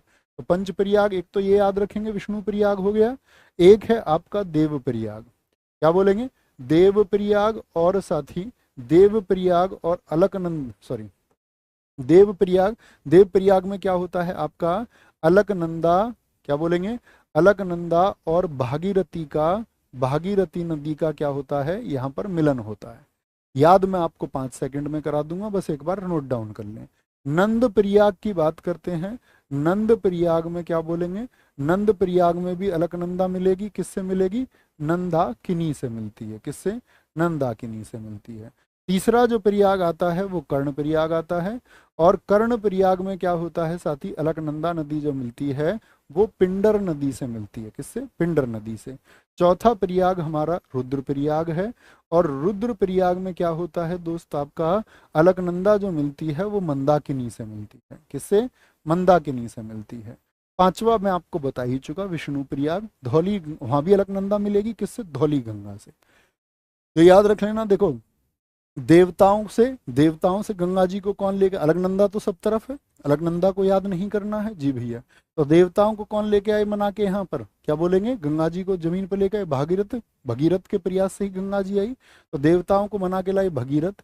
यहाँ पर नंद, यहाँ पर भी नंद, याद करने की जरूरत नहीं। कर्ण से याद रख लेना, कर्ण को किसी का डर नहीं है, कर्ण किसी से नहीं डरता। और रुद्र प्रयाग, रुद्र बोलते हैं गुस्से को, तो रुद्र कैसा होना चाहिए भैया? मंदा होना चाहिए। रुद्र यानी कि क्रोध जो है वो मंदा ही हो तो ठीक है, ज्यादा क्रोध जो है वो नाश कर देता व्यक्ति का, ठीक है? क्या बोलेंगे? वो नाश कर देता। अब मुझे बताओ जरा, विष्णु प्रयाग अगर आपने ध्यान से पढ़ा तो विष्णु प्रयाग जो होगा अलकनंदा के साथ यहाँ पर कौन सी नदी में लिख दूं? जो साथी कक्षा में सुन रहे थे वो बता दें। तो विष्णु प्रयाग के साथ में यहाँ पर भैया विष्णु जी के पैर धुले जाएंगे, धोली गंगा, ठीक है? गंगा जी धुलती हैं पैर विष्णु जी के। नेक्स्ट, निम्नलिखित में से कौन सी नदी घाटी बेसिन क्षेत्रफल की दृष्टि से सबसे बड़ी है? इनमें से लिखी हुई है। बेसिन क्षेत्रफल का मतलब होता है कितने राज्यों में उसका प्रभाव है और वो जो उसका प्रवाह तंत्र है वो कितना बड़ा है। तो क्या कावेरी का है सबसे बड़ा? कावेरी का 87,000 वर्ग किलोमीटर का है। क्या नर्मदा का है? 98,000 वर्ग किलोमीटर का है। इसमें 1.5 लाख वर्ग किलोमीटर का, जो कि लगभग आपका बढ़ा हुआ क्षेत्रफल था, पहले होता था 1,41,000 वर्ग किलोमीटर, बाद में हुआ वो 1,49,000 वर्ग किलोमीटर उसका, किसका? महानदी का। ताप्ती का बहुत छोटा है, वो सभी में छोटा है, 65,000 वर्ग किलोमीटर का है। तो बेसिन क्षेत्रफल की दृष्टि से इन सब में महानदी बड़ी है।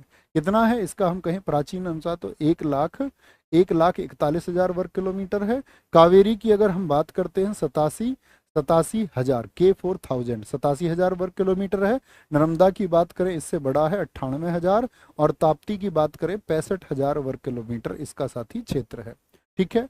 आप जानते हैं महानदी जो दोस्त है आपका कौन से राज्य में सबसे ज्यादा प्रभावित करती है? उड़ीसा में। और महानदी पर एक बांध है, कौन सा बांध है वो मैं आपसे पूछूंगा। महानदी पर कौन सा बांध स्थित है? बड़ा कॉमन सा प्रश्न है, इतना आसान प्रश्न उम्मीद करूंगा कक्षा के हर छात्र को शादी पता होना चाहिए। देखेंगे एक बार आप सब लोगों का उत्तर। हीराकुंड, हीराकुंड भारत का सबसे लंबा बांध हीराकुंड किस नदी पर है? वो न महानदी पर है। बेसिक प्रश्न आपको पता होने चाहिए। तो क्या बोलेंगे? महानदी पर है भैया, महानदी पर है। अच्छा, मैं पूछूं सबसे बड़ा बेसिन किस नदी का है? सबसे बड़ा बेसिन, या कई बार पूछा जाता है सबसे बड़ा बेसिन क्षेत्र गंगा का है, जो कितने किलोमीटर में है? ये कौन दोस्त बना दे, जो बता देगा उसको क्लास का टॉपर घोषित करेंगे। तो याद रख लेना 8,61,000 8,61,000 वर्ग किलोमीटर ये गंगा नदी का साथी बेसिन है, जो 10 राज्यों और एक यूटी में फैला हुआ है। 10 राज्यों और एक यूनियन टेरिटरी में फैला हुआ है। नासिक अवस्थित है, नासिक जो कि महाराष्ट्र में है, ये कौन सी नदी के किनारे है? ठीक है, कौन सी नदी के किनारे? यहीं पर त्र्यंबकेश्वर की पहाड़ियां भी हैं, वहां से उद्गम भी होता है नदी का। तो क्या बोलेंगे कौन सी नदी के किनारे भैया? गोदावरी नदी के किनारे है, गोदावरी नदी के किनारे। नर्मदा नदी के किनारे कौन सा शहर है? वो जबलपुर है। क्या बोलेंगे? जबलपुर नर्मदा नदी के किनारे है। माही नदी के किनारे साथी आपसे पूछे, क्या बोलेंगे? माही का कोई चर्चित शहर ऐसा नहीं है। मैं आपसे कुछ शहर पूछूंगा, मुझे बताओ आगरा किस नदी के किनारे है? मुझे बताओ मथुरा किस नदी के किनारे है? मुझे बताओ साथी दिल्ली किस नदी के किनारे बसा है? दिल्ली। मुझे बताओ ग्रेटर नोएडा किस नदी के किनारे बसा है? ग्रेटर नोएडा, जहाँ से आपकी कक्षाएं होती हैं। तो आप कहेंगे भैया ये बसे हैं सारे के सारे यमुना के किनारे। क्या बोलेंगे? यमुना के किनारे बसे हैं, ठीक है, यमुना के किनारे बसे हैं। तो यहाँ पर क्या होती थी, पहले बाढ़ आ जाती थी स्टूडियो वाले इलाके में, अब तो ये डेवलप हो चुका बहुत। तो इसके लिए सरकार ने क्या कर दिया, उधर एक पैड बना दी कि पानी इधर ना आ पाए। लेकिन मुखर्जी नगर में आपने देखा अभी इंसिडेंट हुआ, सारे साथियों ने देखा होगा, बहुत विरोध चल रहा है उसका कि भाई जब आप छात्रों को ऑफलाइन पढ़ाते हैं तो ऑफलाइन पढ़ाते हैं क्योंकि दोस्त आपने देखा होगा कि एसएससी के टीचर्स, वनडे एग्जाम के टीचर्स जो वो कह देते हैं बच्चे आप एक कमरे में बैठ के भी पढ़ सकते हो, अपने घर भी पढ़ सकते हो, कहीं भी आप पढ़ें एक जैसी पढ़ाई हो सकती है। लेकिन यूपीएससी के मामले में क्या होता है, दरअसल में यूपीएससी के मामले में होता है कि अक्सर टीचर्स क्या बोलते हैं कि भैया ऑनलाइन तो पढ़ के संभव है ही नहीं, ऑफलाइन ही आना पड़ेगा। फिर ऑफलाइन आपने मुखर्जी नगर की स्थिति मतलब बहुत बार होता है हाईलाइट, इस बार भी हाईलाइट हो रहा है, और बहुत पहले भी वहाँ पर आग लग चुकी हैं, बहुत सारी चीज़ें हो चुकी हैं।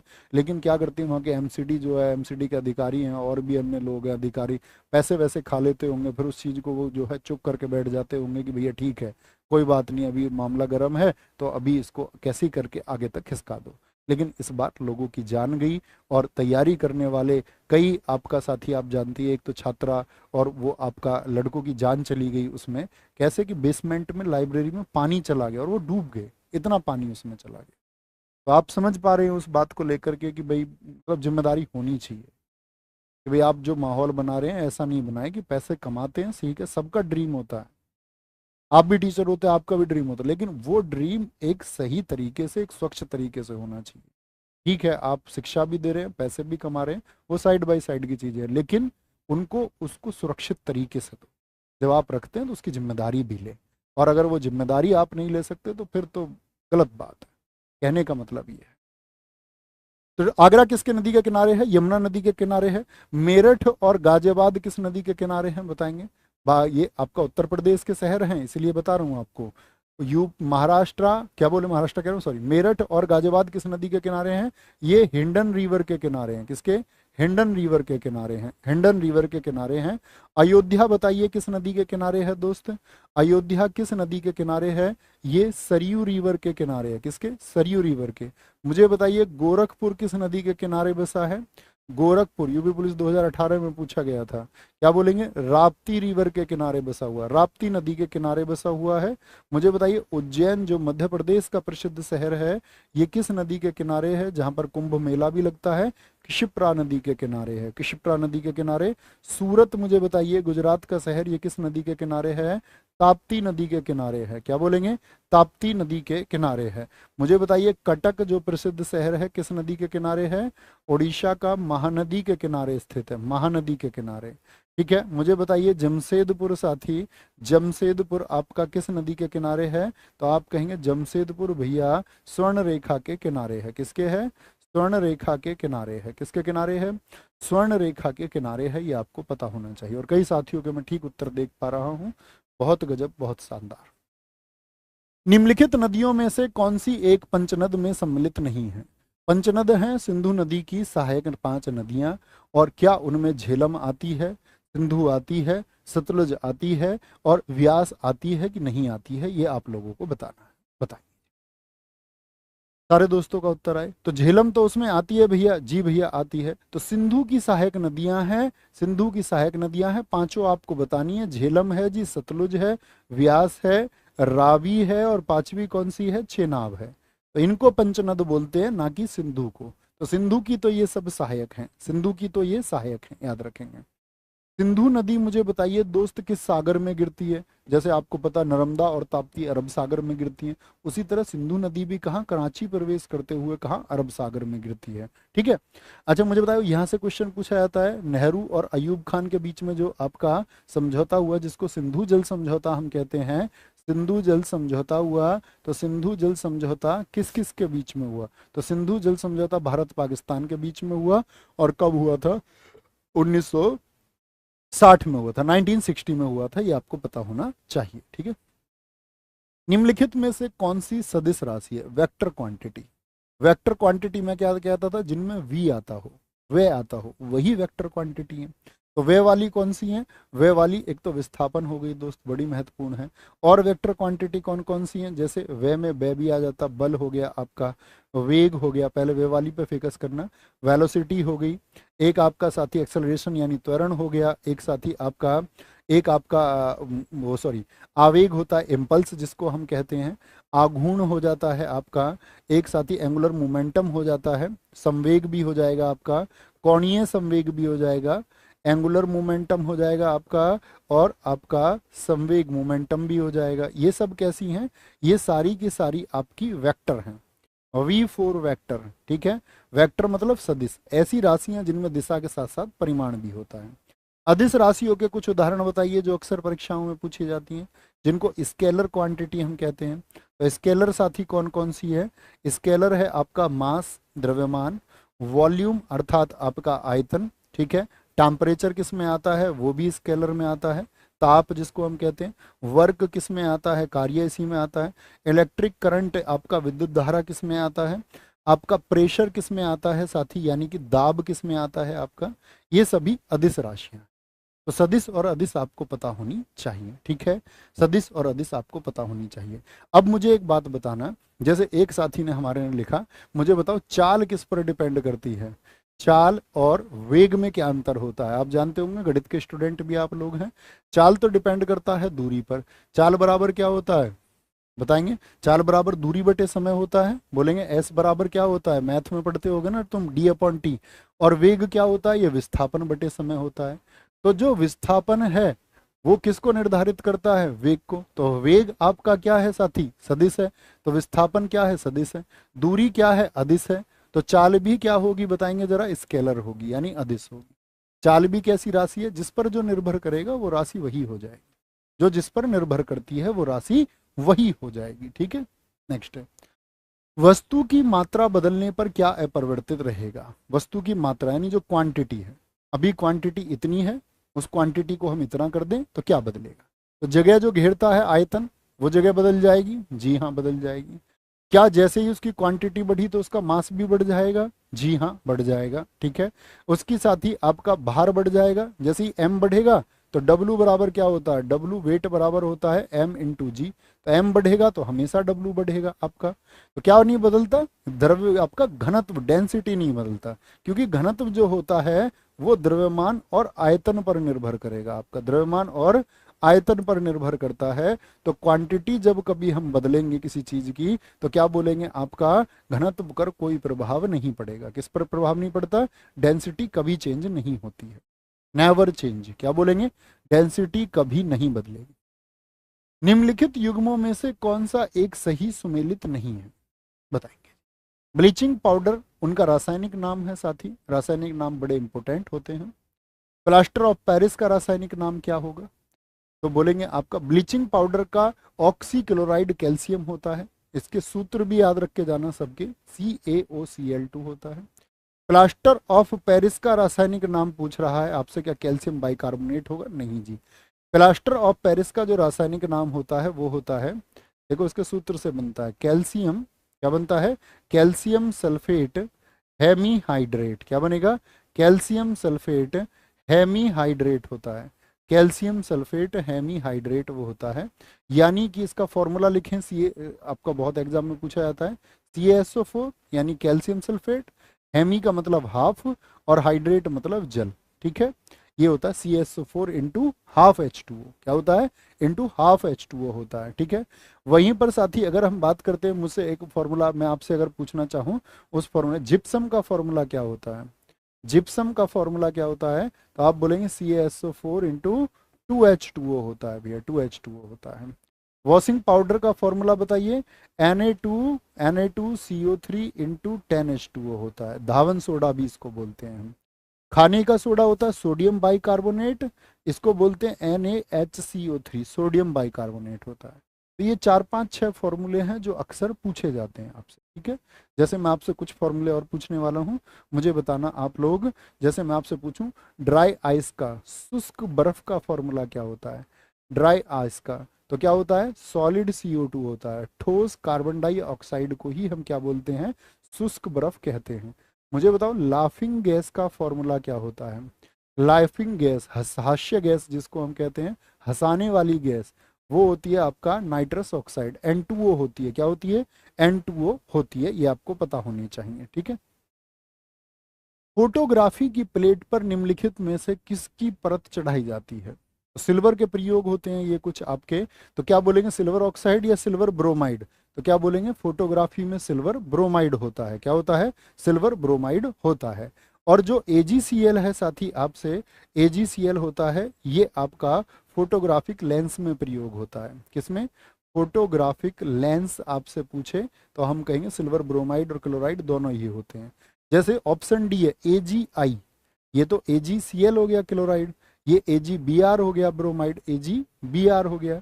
और AgI सिल्वर आयोडाइड जो होता है ये क्या करता है? आर्टिफिशियल रेन कराता है। तो इसको मोस्ट इंपोर्टेंट बना लेना। जैसे कभी बड़े इवेंट्स होते हैं और बारिश उनको बेकार कर सकती है, तो वो पहले ही बादल के ऊपर छिड़काव कर देते हैं सिल्वर आयोडाइड का, और वो क्या कर देता है आपका? वो उस पानी को छोड़ देता है, ठीक है। तो जो आर्टिफिशियल रेन है वो किसके द्वारा कराई जाती है? वो सिल्वर आयोडाइड के द्वारा कराई जाती है। कोई दिक्कत, कोई परेशानी? आ गया है। प्लेटलेट्स पाए जाते हैं कहाँ पर? लिम्फ में, ब्लड में, या फिर पैंक्रियाज में, या फिर बाइल में आपका, या फिर पित्त में मिलते हैं। तो साथी अगर हम बात करते हैं किसकी? ब्लड की। सबसे पहले तो हमको पता होना चाहिए ब्लड क्या है। एक आपका तरल संयोजी ऊतक है। क्या बोलेंगे? क्या बोलते हैं? ब्लड क्या है? एक तरल संयोजी ऊतक है। तरल संयोजी ऊतक है आपका। लिक्विड कनेक्टिंग टिश्यू इसको हम बोलते हैं। क्या बोलते हैं? Liquid connecting tissue. क्या बोलते हैं? लिक्विड कनेक्टिव टिश्यू इसको हम बोलते हैं। किसको? ब्लड को। और ब्लड में जो मुख्यतः होते हैं वो क्या होते हैं? एक तो साथी इसमें होता है आपका प्लाज्मा होता है। प्लाज्मा होता है। और प्लाज्मा जो होता है वो लगभग आपका 55% होता है। और बाकी जो 45% होता है उसमें अन्य चीज़ें होती हैं, जैसे आरबीसी होती हैं आपका, रेड ब्लड सेल्स जिनको हम बोलते हैं, लाल रुधिर कणिकाएं। डब्ल्यूबीसी वाइट ब्लड सेल्स होती हैं। प्लेटलेट्स होती हैं। जैसे कई बार आपके अस्पताल में रिश्तेदार होते होंगे, आप कहते हो उसकी प्लेट कम हो गई, तो प्लेट मत बोला करो, प्लेटलेट्स बोला करो। ऐसे लगता है प्लेट कटोरी की बात आप कर रहे हैं, चम्मच गिलास कम हो गए उसके, तो प्लेटलेट्स होता है। ठीक है। तो बाकी का जो आपका 45% है उसमें ये हिस्से होते हैं। ठीक है। तो क्या पूछा है? प्लेटलेट्स कहाँ पर पाई जाती हैं साथी? ये आपका ब्लड में पाई जाती हैं। ब्लड में पाई जाती है। आपका 55% में जो साथी ये आपका प्लाज्मा है। और प्लाज्मा से याद रख लेना कि प्लाज्मा के 55% में 90% में पानी होता है। और बाकी क्या होता है? 10% में प्रोटीन वगैरह होते हैं। ठीक है। क्या होता है? यहाँ पर प्रोटीन होता है। 10% में यहाँ पर प्लाज्मा में प्रोटीन होता है। यानी प्लाज्मा जो 55% है उसमें से 90% क्या है? वो पानी है। 90% वाटर है। ठीक है। कोई दिक्कत? आगे आएंगे। रक्त कोशिकाएं जो शरीर को सूक्ष्म जीवों और अन्य बाहरी पदार्थों से सुरक्षित रखती हैं। अन्य बाहरी पदार्थों से, जैसे आपने देखा होगा आपको कभी घाव हो जाता है कोई, तो फिर बाद में वहां पर क्या होता है? खुरंड जम जाता है। तो कभी आपने देखा होगा मवाद हो जाती है पीली पीली, तो वो पीली पीली क्या होती है? दरअसल में वो डब्ल्यूबीसी एकदम से अटैक करती है। अच्छा, हम पर यहाँ अटैक हुआ, अब हम सबको यहाँ चल के लड़ना है। जैसे ऐसे समझो परिवार के सब लोग इकट्ठे हो गए, तो वो इकट्ठी जो हो जाती है ना, white white white white white, वही डब्ल्यूबीसी है। तो डब्ल्यूबीसी क्या करती है? हमको सुरक्षित रखती हैं। क्या करती हैं? तो ये कौन सी होती हैं? श्वेताणु होते हैं, वाइट ब्लड सेल्स होते हैं, जिनको वाइट ब्लड सेल डब्ल्यूबीसी भी हम कहते हैं। क्या बोलते हैं? डब्ल्यूबीसी भी हम कहते हैं। कितने दोस्त बता सकते हैं डब्ल्यूबीसी का अन्य नाम क्या है? डब्ल्यूबीसी को और किस नाम से हम जानते हैं? क्या बोलेंगे? डब्ल्यूबीसी का साथी जो अन्य नाम है, व्हाइट ब्लड सेल्स का जो अन्य नाम है साथी, इसका जो अन्य नाम है उसको हम बोलते हैं आपका क्या? ल्यूकोसाइट्स। क्या बोलेंगे? ल्यूकोसाइट्स कहते हैं। क्या बोलेंगे? ल्यूकोसाइट्स कहते हैं। और याद रख लेना, डब्ल्यूबीसी की कमी, डब्ल्यूबीसी की कमी से कौन सा रोग होता है? डब्ल्यूबीसी की कमी को हम बोलते हैं ल्यूकोपेनिया। क्या बोलते हैं? ल्यूकोपेनिया बोलते हैं। ठीक है, ल्यूकोपेनिया। ऐसे ही आपको पता होना चाहिए रेड ब्लड सेल्स का अन्य नाम क्या है? आरबीसी का अन्य नाम क्या है? आरबीसी का अन्य नाम क्या? लाइफ स्पान वगैरह मैं इसके सब डिस्कस करूंगा आपसे। आरबीसी का अन्य नाम है साथी आपका एरिथ्रोसाइट। क्या बोलेंगे? आरबीसी को अन्य नाम किससे जाना जाता है? एरिथ्रोसाइट से जाना जाता है। ठीक है, कोई दिक्कत? एरिथ्रोसाइट इसको हम कहते हैं। भारत में हरित क्रांति का जनक किसको कहा जाता है? ग्रीन रिवॉल्यूशन की। भारत में साथी जब अन्न कम था तो उसकी पैदावार को हमने बढ़ाया, और उसके जो जनक हैं हरित क्रांति के, वर्ल्ड में जो जनक माने जाते हैं विश्व में, वो कौन है? नॉर्मन बोरलाग है, जिनको कृषि का पहला नोबेल नोबेल पुरस्कार मिला था कृषि के क्षेत्र में। शांति के क्षेत्र में दिया था, हालांकि कृषि का क्षेत्र तो है ही नहीं नोबेल में, लेकिन काम उनका कृषि का है। ठीक है, वर्ल्ड में। और इंडिया में किनको कहा जाता है साथी? इंडिया में कौन है? M S Swaminathan. क्या आप मुझे बता सकते हैं हरित क्रांति जो शुरू हुई, हरित क्रांति जो साथी शुरू हुई, उसमें दोस्त आपका जो सेशन था किस वर्ष का था? क्या बोलेंगे? वाह, हमारे प्रधानमंत्री लाल बहादुर शास्त्री जी का ये सपना था। 1966-67 से सेशन शुरू हुआ, और एम एस स्वामीनाथन को इसका जनक कहा जाता है। कौन है? एम एस स्वामीनाथन इसके जनक हैं। ऐसे ही साथी अन्य कुछ क्रांतियां भी हैं, मैं आपसे पूछना चाहूंगा कि भारत में जो साथी गोल्डन रिवॉल्यूशन आया, जो स्वर्ण क्रांति है, उसका संबंध किससे है और उसके फादर किसको कहा जाता है? स्वर्ण क्रांति के पिता कौन है? तो क्या बोलेंगे? इनको हम कहते हैं निरपुख, नाम है इनका। क्या बोलेंगे? निरपुख तो तेज, आप निर्भीक ही याद रखें। ये थी आपका किसके लिए? हनी के लिए, फलों के लिए, फ्रूट्स के लिए, हार्टिकल्चर के लिए, बागवानी आदि को बढ़ावा देने के लिए कौन सी क्रांति भारत में आई थी? वो थी आपका स्वर्ण क्रांति। दूसरी क्रांति मैं आपसे जानना चाहूंगा, जो आपका ब्लू रिवॉल्यूशन था, नीली क्रांति, इसका संबंध किससे है और इसके जनक कौन है? Who is the father of blue revolution? तो अरुण कृष्णन है। कौन है? अरुण नाम याद रखें आप बस, अरुण कृष्णन है दोस्त। और ये किससे जुड़ी हुई है? फिशिंग से, मछली उत्पादन से जुड़ी हुई है। किससे? मछली उत्पादन से ये जुड़ी हुई है। श्वेत क्रांति का संबंध किस क्षेत्र से है? तो श्वेत क्रांति जो आपका ऑपरेशन फ्लड भी हम कहते हैं 1970 में शुरू हुआ था, तो इसके जो जनक हैं वो थे वर्गीज कुरियन। क्या बोलेंगे? इंडियन ही है, कभी अंग्रेज समझ लें। वर्गीज कुरियन लाल बहादुर शास्त्री जी के चेले थे, अच्छे शिष्यों में से एक थे।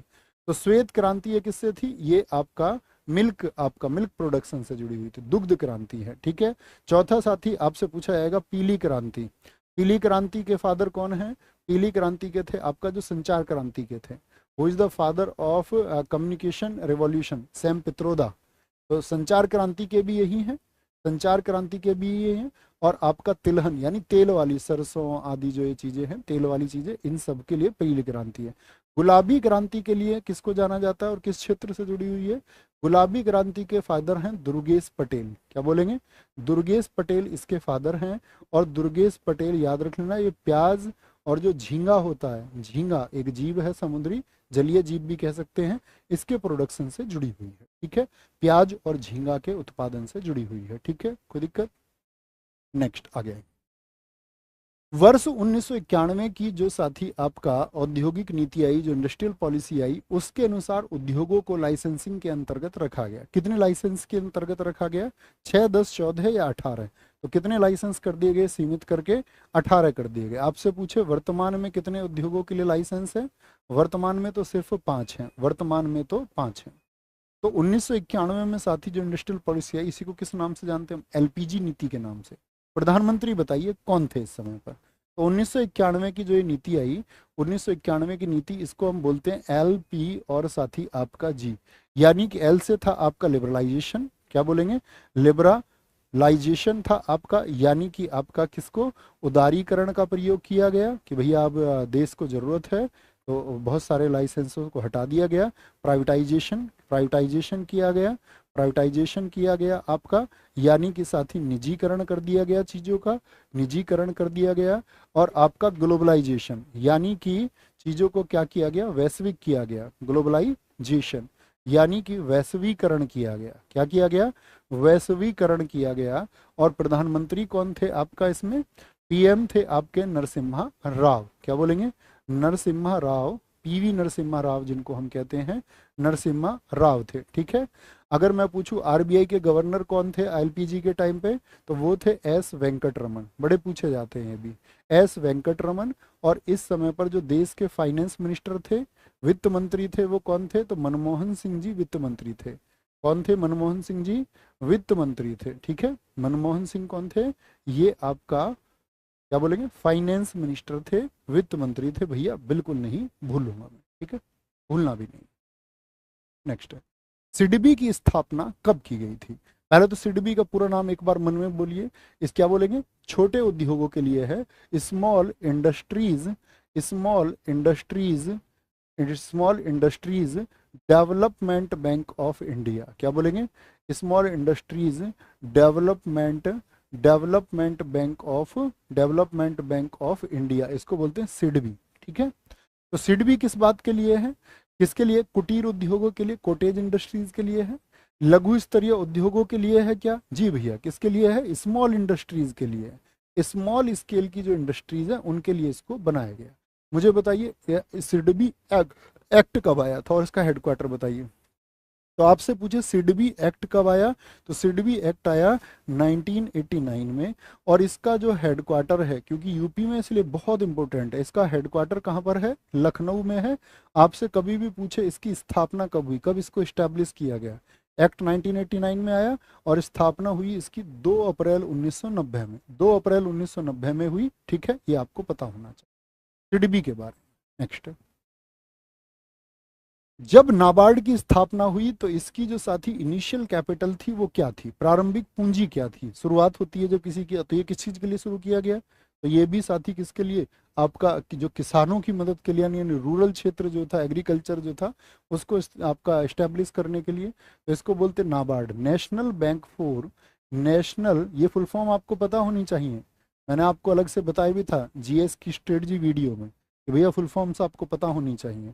National bank for, national bank for, B for bank for, A for आपका agriculture, national bank for agriculture, and R for rural, rural बोलते हैं किसको, जो देहात का इलाका है, रूरल डेवलपमेंट, क्या बोलेंगे, रूरल डेवलपमेंट, ठीक है, रूरल डेवलपमेंट होता है नाबार्ड।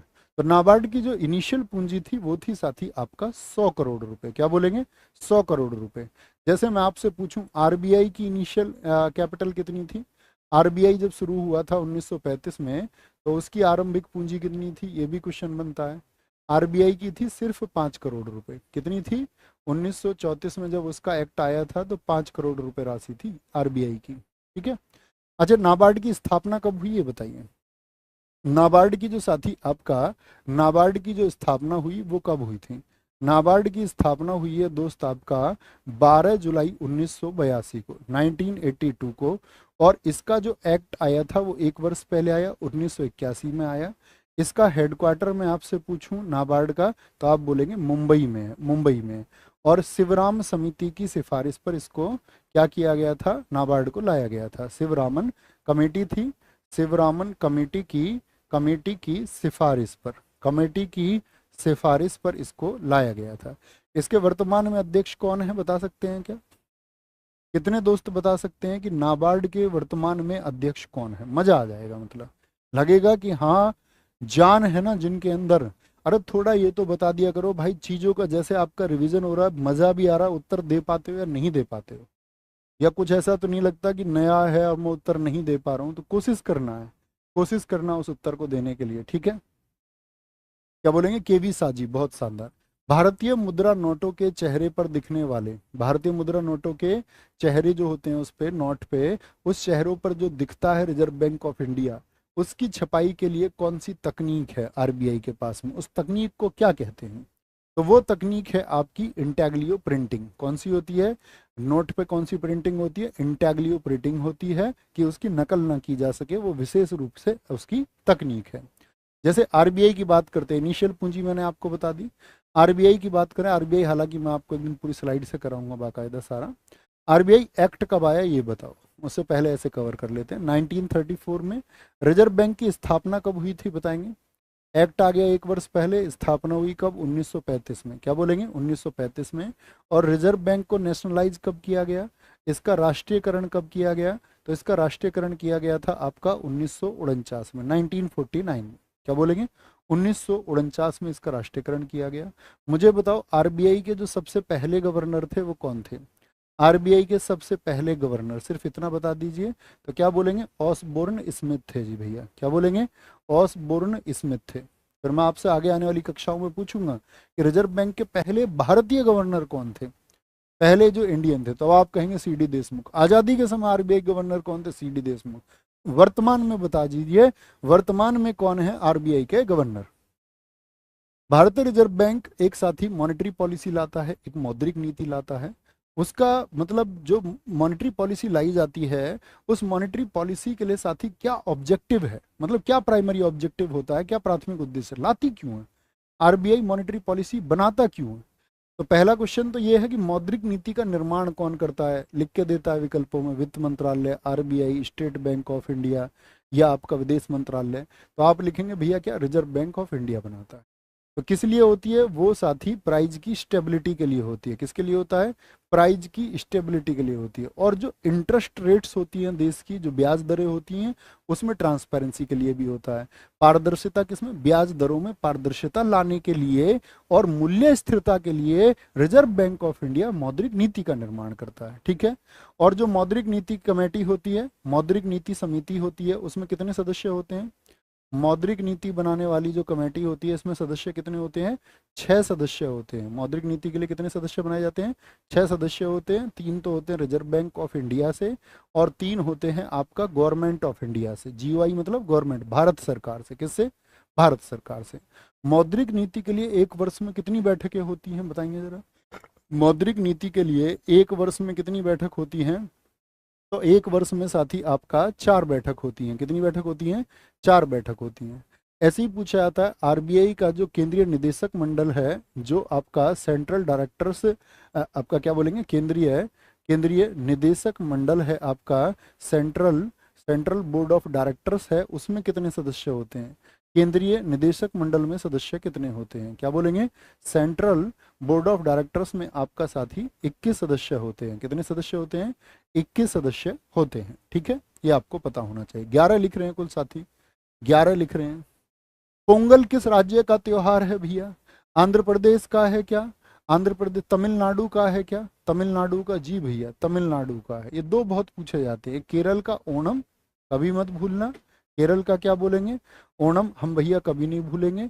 एक केरल का विशु मत भूलना, क्या बोलेंगे? और तमिलनाडु का पोंगल नहीं भूलेंगे। पागल, तुम मिलना नहीं तो मैं पागल हो जाऊंगा। ठीक है, पागल ऐसे याद करते हैं। अब मैं आपको कुछ भारत के चर्चित त्योहार उत्सव बताने वाला हूँ जो विभिन्न राज्यों के आपसे पूछे जा सकते हैं। जैसे मुझे बताइए, सरहुल कहाँ का त्योहार है? क्या बोलेंगे? सरहुल कहाँ का त्योहार है, किस राज्य में मनाया जाता है? तो सरहुल भैया याद रखेंगे कहाँ पर है? झारखंड का त्योहार है। कहाँ का है? झारखंड का त्योहार है। बिहू किस राज्य में मनाया जाता है? बिहू बताइए। बिहू भैया असम में मनाया जाता है। क्या बोलेंगे? बिहू असम में मनाया जाता है। मीमकूट चापचार कूट कहाँ पर मनाए जाते हैं? मीमकूट और चापचार कूट, मीम को कूट के और चाप को भी खा के कूट के क्या आ गया? मजा आ गया। मिजोरम में मनाए जाते हैं। कहाँ पर? मिजोरम में ये मनाए जाते हैं, मिजोरम में। हॉर्नबिल कहाँ का त्योहार है बताएंगे? हॉर्नबिल साथी आपका, हॉर्न बजा, हॉर्न बजाया बिल के सामने नाग आ गया बाहर, नागालैंड। क्या बोलेंगे? नागालैंड। ठीक है। गुड़ी पड़वा, गुड़ी पड़वा कहाँ का है साथी आपका? गुड़ी पड़वा ये दोस्त आपका महाराष्ट्र का है। MH4 महाराष्ट्र है। लाई हरोबा मैं आपसे पूछूंगा दोस्त कहाँ का है? लाई हरोबा ये क्या है? मणि लाई, वो अपने संग, मणि मतलब डायमंड, मणिपुर का है, मणिपुर का लाई हरोबा। जैसे मैं आपसे पूछूं छठ पूजा कहाँ पर होती है? तो उत्तर प्रदेश, पूर्वी उत्तर प्रदेश में तो होती है, लेकिन मुख्यतः कहाँ पर होती है? बिहार में होती है, बिहार में। रज पर्व और नुआखाई कहाँ के हैं? रज पर्व और नुआखाई उत्सव कहाँ के हैं? तो रज पर्व और नुआखाई उत्सव हैं आपके कहाँ के? ओडिशा के हैं। कहाँ के हैं? ओडिशा के हैं। ये आपको पता होने चाहिए। ठीक है, ओडिशा के। मैं फिर कहता हूँ SSC वाली स्टैटिक जी के उसके चक्कर मत पड़ जाना। ठीक है, उसके लिए नहीं तो मैं आपको ही बता देता। स्टैटिक जीके के लिए मैं आपको 3-4 दिन बाद एक क्लास सजेस्ट करूंगा, मैं देख लेता हूँ उसको, उस एक क्लास को कर लेना, फिर वो देख के मैं आपको बता दूंगा कौन सी करनी है, आप मुझे याद दिला देना। ठीक है। बच्चों की सुविधा एवं मदद के लिए निःशुल्क हेल्पलाइन नंबर कौन सा है? पिछली बार भी हेल्पलाइन नंबर पूछे गए, मैंने कहा इस बार टारगेट पे रख के जाना, होज में सब पूछा जाता है, हमेशा पूछा जाता है। तो क्या बोलेंगे? बच्चों की सुविधा एवं मदद के लिए निःशुल्क हेल्पलाइन नंबर कौन सा है बताएंगे एक बार? 1098, 1098, 1098, 95, 96, 1098। कई साथियों ने सही लिखा। मुझे बताओ सेंट्रल जो इमरजेंसी का आपातकाल का नंबर है, आपातकाल की स्थिति में आप क्या मिला सकते हैं? आपातकाल की स्थिति में भैया 112। ठीक है। जो पुलिस का नंबर भी है 112, पहले तो 100 ही हुआ करता था कि 100 नंबर कॉल कर दूंगा या कर दूंगी, 112 अब हो भी गया है। ठीक है। फायर का नंबर क्या है? आग लगने की स्थिति में फायर का 101 है। वुमेन हेल्पलाइन कौन सा है? महिला हेल्पलाइन, वुमेन हेल्पलाइन, क्या बोलेंगे? वुमेन हेल्पलाइन है साथी आपका 1091। और वुमेन हेल्पलाइन का ही दूसरा नंबर है 181, जो किसके लिए होता है? आपका डोमेस्टिक अब्यूज के लिए, घरेलू हिंसा, डोमेस्टिक अब्यूज के लिए आपका वह 181 नंबर भी है। ठीक है। आपसे पूछे आपका जो रेलवे की इमरजेंसी है उसके लिए कौन सा नंबर है? रेलवे इमरजेंसी के लिए, रेलवे इमरजेंसी के लिए कौन सा नंबर है? तो रेलवे इमरजेंसी के लिए 139 है। रोड एक्सीडेंट इमरजेंसी के लिए कौन सा है? Road accident, road accident emergency के लिए कौन सा नंबर है? 1073 है। LPG लीक के लिए कौन सा है? क्या बोलेंगे? LPG लीक के लिए साथी कौन सा नंबर है? LPG लीक के लिए है 1906, 1906 है। क्या बोलेंगे? 1906 है भैया। क्या बोलेंगे? 1906 है, ये बात याद रख लेनी है। क्या बोलेंगे? 1906 है। कोई दिक्कत, कोई परेशानी? बोले एक बार फटाफट से, कोई दिक्कत, कोई परेशानी? बोलेंगे भैया एक बार। Very good. क्या बोलेंगे? आपसे आगे आते हैं, नेक्स्ट है जी। लाल बहादुर शास्त्री राष्ट्रीय प्रशासन अकादमी कहाँ पर स्थित है? इसको भाई एक बार ना देखना, बच्चों की सुविधा और मदद के लिए toll free helpline number for the convenience and help of children. इसमें कुछ ऐसा प्रतीत होता है कि 1090 नंबर भी होता है, ये नंबर मुझे याद भी नहीं है ना। एक बार देख के मैं तुम्हें इसे बता दूंगा, इसके बारे में निश्चिंत रहना, मैं इसको श्योर कर लूँगा। इसको अब रिलीज पर रखो, क्योंकि मैंने कल की क्लास में भी एक नंबर रखा है, तो उसको एक बार जो है ना मैच करके फिर आपको कल इसको वेरीफाई करेंगे, ठीक है ना। एक बार थम्स अप करें, इसके लिए पैनिक नहीं होना है, अभी पैनिक नहीं होना है इसके लिए, क्योंकि इसका नंबर ऐसा प्रतीत होता है कि 1090 भी है शायद। लाल बहादुर शास्त्री राष्ट्रीय प्रशासन अकादमी कहाँ पर स्थित है, जिसको हम लब्सना के नाम से जानते हैं, LBSSNA, क्या बोलेंगे, लाल बहादुर शास्त्री नेशनल अकेडमी, जो किसके लिए है, IAS की ट्रेनिंग्स के लिए है। कहाँ पर है, नैनीताल में है या फिर मसूरी में, भैया मसूरी में है। किसके लिए है, मसूरी में है। और कब लब्सना को स्थापित किया गया था, लब्सना स्थापित हुआ था 1959 में। किसके लिए है, आपका जो आपका सीलम परम भूषणम, यही का मोटो है, जिसको कहते हैं सीलम परम भूषणम तुमको प्राप्त करना है तो भैया बहुत आपको अध्ययन करना होगा। और जैसे IPS ट्रेनिंग होती है, उसके लिए कौन सा इंस्टीट्यूट है, नेशनल पुलिस अकेडमी है। तो मैं आपसे पूछूं, नेशनल पुलिस अकेडमी कहाँ पर है, नेशनल पुलिस अकेडमी कहाँ पर है, बताएंगे जी। नेशनल पुलिस अकेडमी क्या बोलेंगे, ये हैदराबाद में है, जो सरदार पटेल जी के नाम पर स्थित है। किसके नाम पर है, सरदार पटेल जी के नाम पर स्थित है, पटेल जी के नाम पर, ये आपको पता होना चाहिए। मुझे बताओ, national council for education research and training, NCERT का मुख्यालय कहाँ पर है, NCERT का है दोस्त नई दिल्ली में। NCERT का मुख्यालय कहाँ पर है, नई दिल्ली में मौजूद है NCERT का। मैं आपसे पूछूं, जो हमारी ड्रग्स हैं, नेशनल ड्रग्स जिनको हम बोलते हैं, औषधियाँ, औषधियों के लिए जो पॉइजन के लिए साथी हमारा रिसर्च इंस्टीट्यूट है, या मैं पूछूं वनस्पतियों के लिए जो साथी हमारा मुख्य आपका कहाँ पर है, उत्तर प्रदेश के लखनऊ में है। कहाँ पर है, लखनऊ में है, ये आपको पता होने चाहिए, ठीक है। कहाँ पर है ये आपके, ये लखनऊ में स्थित है। जैसे मैं आपसे हमेशा पूछता था, आलू अनुसंधान संस्थान, ये भी रिसर्च इंस्टीट्यूट है एक। आलू अनुसंधान संस्थान कहाँ पर है, आलू के लिए भैया शिमला में मौजूद है। मुझे बताना जरा, चावल अनुसंधान संस्थान कहाँ पर है, चावल के लिए भैया, चावल के लिए भैया कटक में है। कहाँ पर, चावल को चबाएंगे तो कैसे करेगा, कच्चा चावल, कटक कटक, तो क्या बोलेंगे, वो आपका कटक उड़ीसा में स्थित है। आपका गन्ने के लिए बताना, क्या गन्ने के लिए कहाँ पर है, गन्ना अनुसंधान संस्थान केंद्र, ये लखनऊ में है। लेकिन आपका साथी गन्ना प्रजनन केंद्र वो कोयम्बटूर में, प्रजनन के लिए कहाँ पर है, वो कोयम्बटूर में है, ये आपको पता होने चाहिए। मुझे बता सकते हैं आप, और क्या हो सकता है इसमें, हाँ, दाल अनुसंधान संस्थान कहाँ पर है, दाल के लिए, चीनी के लिए, क्या बोलेंगे, दाल और चीनी के लिए वो कानपुर में है। कहाँ पर है, वो भैया कानपुर में है, ये हमको पता होने चाहिए। जैसे वन अनुसंधान संस्थान कहाँ पर है, वन भैया देहरादून में है, ठीक है। पेट्रोल के लिए अनुसंधान संस्थान कहाँ पर है, वो भैया देहरादून में है। वन और पेट्रोल, पेट्रोल तो दुगने रेट होते जा रहे हैं, दूने रेट, और वन क्या करने पड़ेंगे हमको, दूने करने पड़ेंगे, दूने मतलब दुगने करने पड़ेंगे, ठीक है, दुगने करने पड़ेंगे।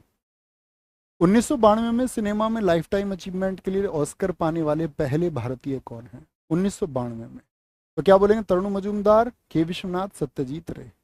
तो सबसे पहले कौन है, सबसे पहले तो 1983 में मिला था, सबसे पहले हैं आपका 1983 में, पहले क्या, पहली बोलेंगे, भानु अथैया, भानु अथैया हैं, जो एक महिला हैं, अब तो एक्सपायर हो गई हैं। 1983 में मिला था गांधी मूवी के लिए। अच्छा, गांधी मूवी में इन्होंने क्या किया था, बता सकते हैं आप, तो गांधी मूवी आई थी एक, आपको पता हो, जिसमें गांधी जी बने थे बैन किंग्सले, रिचर्ड एटनबरो ने उस मूवी को डायरेक्ट किया था। एग्जाम में क्वेश्चन पूछा जाता है, क्योंकि उसने भारत को पहला ऑस्कर दिलाया, और 1983 में सबसे पहले भारत को ऑस्कर मिला, ये याद रख लेना। ये वही वर्ष है जब भारत की टीम ने पहला वर्ल्ड कप भी जीता था, क्रिकेट टीम ने, कपिल देव जी की कप्तानी में, तो तभी हमको ऑस्कर भी मिला। कितना अच्छा वर्ष है 1983। तो क्या बोलेंगे, भानु अथैया। दूसरे सत्यजीत रे बने थे। 2009 में 3 लोगों को मिला था, गुलजार को मिला, गुलजार को मिला आपका, AR रहमान को मिला, ये जय हो मूवी के लिए मिला था, AR रहमान को, अल्लाह रखा रहमान को। और तीसरे व्यक्ति थे इसमें कौन, आपके रेसुल पुकुटी, रेसुल पुकुटी, इन 3 लोगों को मिला 2009 में। और अभी आप जानती हैं पिछले वर्ष शॉर्ट मूवी के लिए एलिफेंट विस्पर्स को नाटू नाटू गाने को मिला, RRR मूवी के लिए, ठीक है, पता है ना ये, हम सब करके बताओ, जानते हो ना, नाटो नाटो को पिछले वर्ष आपका ऑस्कर से नामित किया गया। तो ये उम्मीद करूंगा जो बेसिक चीज़ें आपको पता होंगी। और जो ज़्यादा ही बुद्ध हुआ कि भैया कतई भी कुछ भी नहीं पता, तो भैया फिर कतई भी कुछ भी नहीं पता तो सिलेक्शन में भी समय लगेगा फिर थोड़ा, है ना। जब कतई भी कुछ भी पता चल जाएगा तभी तो सिलेक्शन होगा। वो बच्चे पागल थोड़ी हैं जो इतने दिनों से पढ़ रहे थे, मेहनत कर रहे थे, तो आपको उनके जैसा होना ही पड़ेगा। देवधर ट्रॉफी निम्नलिखित में से किस खेल से संबंधित है? तो देवधर ट्रॉफी किससे संबंधित है भाई साहब? वो क्रिकेट से। क्रिकेट से। क्रिकेट की और कौन कौन सी ट्रॉफी है भैया? आपका रणजी होती है, क्या बोलेंगे? रणजी ट्रॉफी होती है। दिलीप होती है, दिलीप ट्रॉफी का संबंध किससे है? क्रिकेट से है। विल्स ट्रॉफी किसका संबंध किससे है? वो क्रिकेट से है आपका। सैयद मुश्ताक अली यूनिवर्सिटीज में होती है, सैयद मुश्ताक अली बड़ी पूछी जाती है। सैयद मुश्ताक अली ट्रॉफी का संबंध किससे है आपसे? आईपीएल, इंडियन प्रीमियर लीग, ये तो सब जानते ही हैं। हॉकी की ट्रॉफी की अगर बात करूं तो हॉकी की कौन कौन सी है? आपका क्या बोलेंगे? बैटन कप सबसे पुराना कप है, बैटन कप है, ठीक है। आपका आगा खां कप है, आगा खां, आगा खां कप है आपका साथी। फुटबॉल के लिए आपका क्या बोलेंगे? रोवर्स कप है, रोवर्स कप है। संतोष ट्रॉफी है, क्या बोलेंगे? संतोष ट्रॉफी का संबंध किससे है? वो फुटबॉल से है, संतोष ट्रॉफी का। डूरंड कप का संबंध किससे है? Durand cup. सुबर्तो कप का संबंध किससे है? क्या बोलेंगे? सुबर्तो कप का संबंध किससे है? वो भी आपका फुटबॉल से। रग्बी कभी नहीं पूछा जाता। और आपका हाँ, गोल्फ की याद रखिए, गोल्फ के बड़े से पूछे जाते हैं। गोल्फ के लिए साथी आपका, गोल्फ के लिए एक तो राइडर कप है, एक वॉकर कप है। राइडर कप और वॉकर कप। वॉकर कप का संबंध किससे है? सर्किट कप का संबंध किससे है? वो आपका गोल्फ से है। किससे है? वो भैया जी गोल्फ से है, ये आपको पता होना चाहिए, ठीक है। फीफा तो ट्रॉफी है, सब जानते हो। वैसे पूछे वर्ल्ड कप किसका होता है? फुटबॉल का भी होता है, क्रिकेट का भी होता है ना। आगे आएंगे।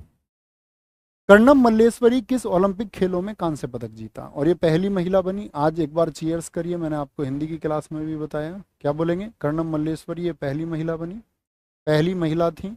और किस वर्ष में जीता था? सन 2000 में सिडनी में जीता था, 2000 में सिडनी में जीता था।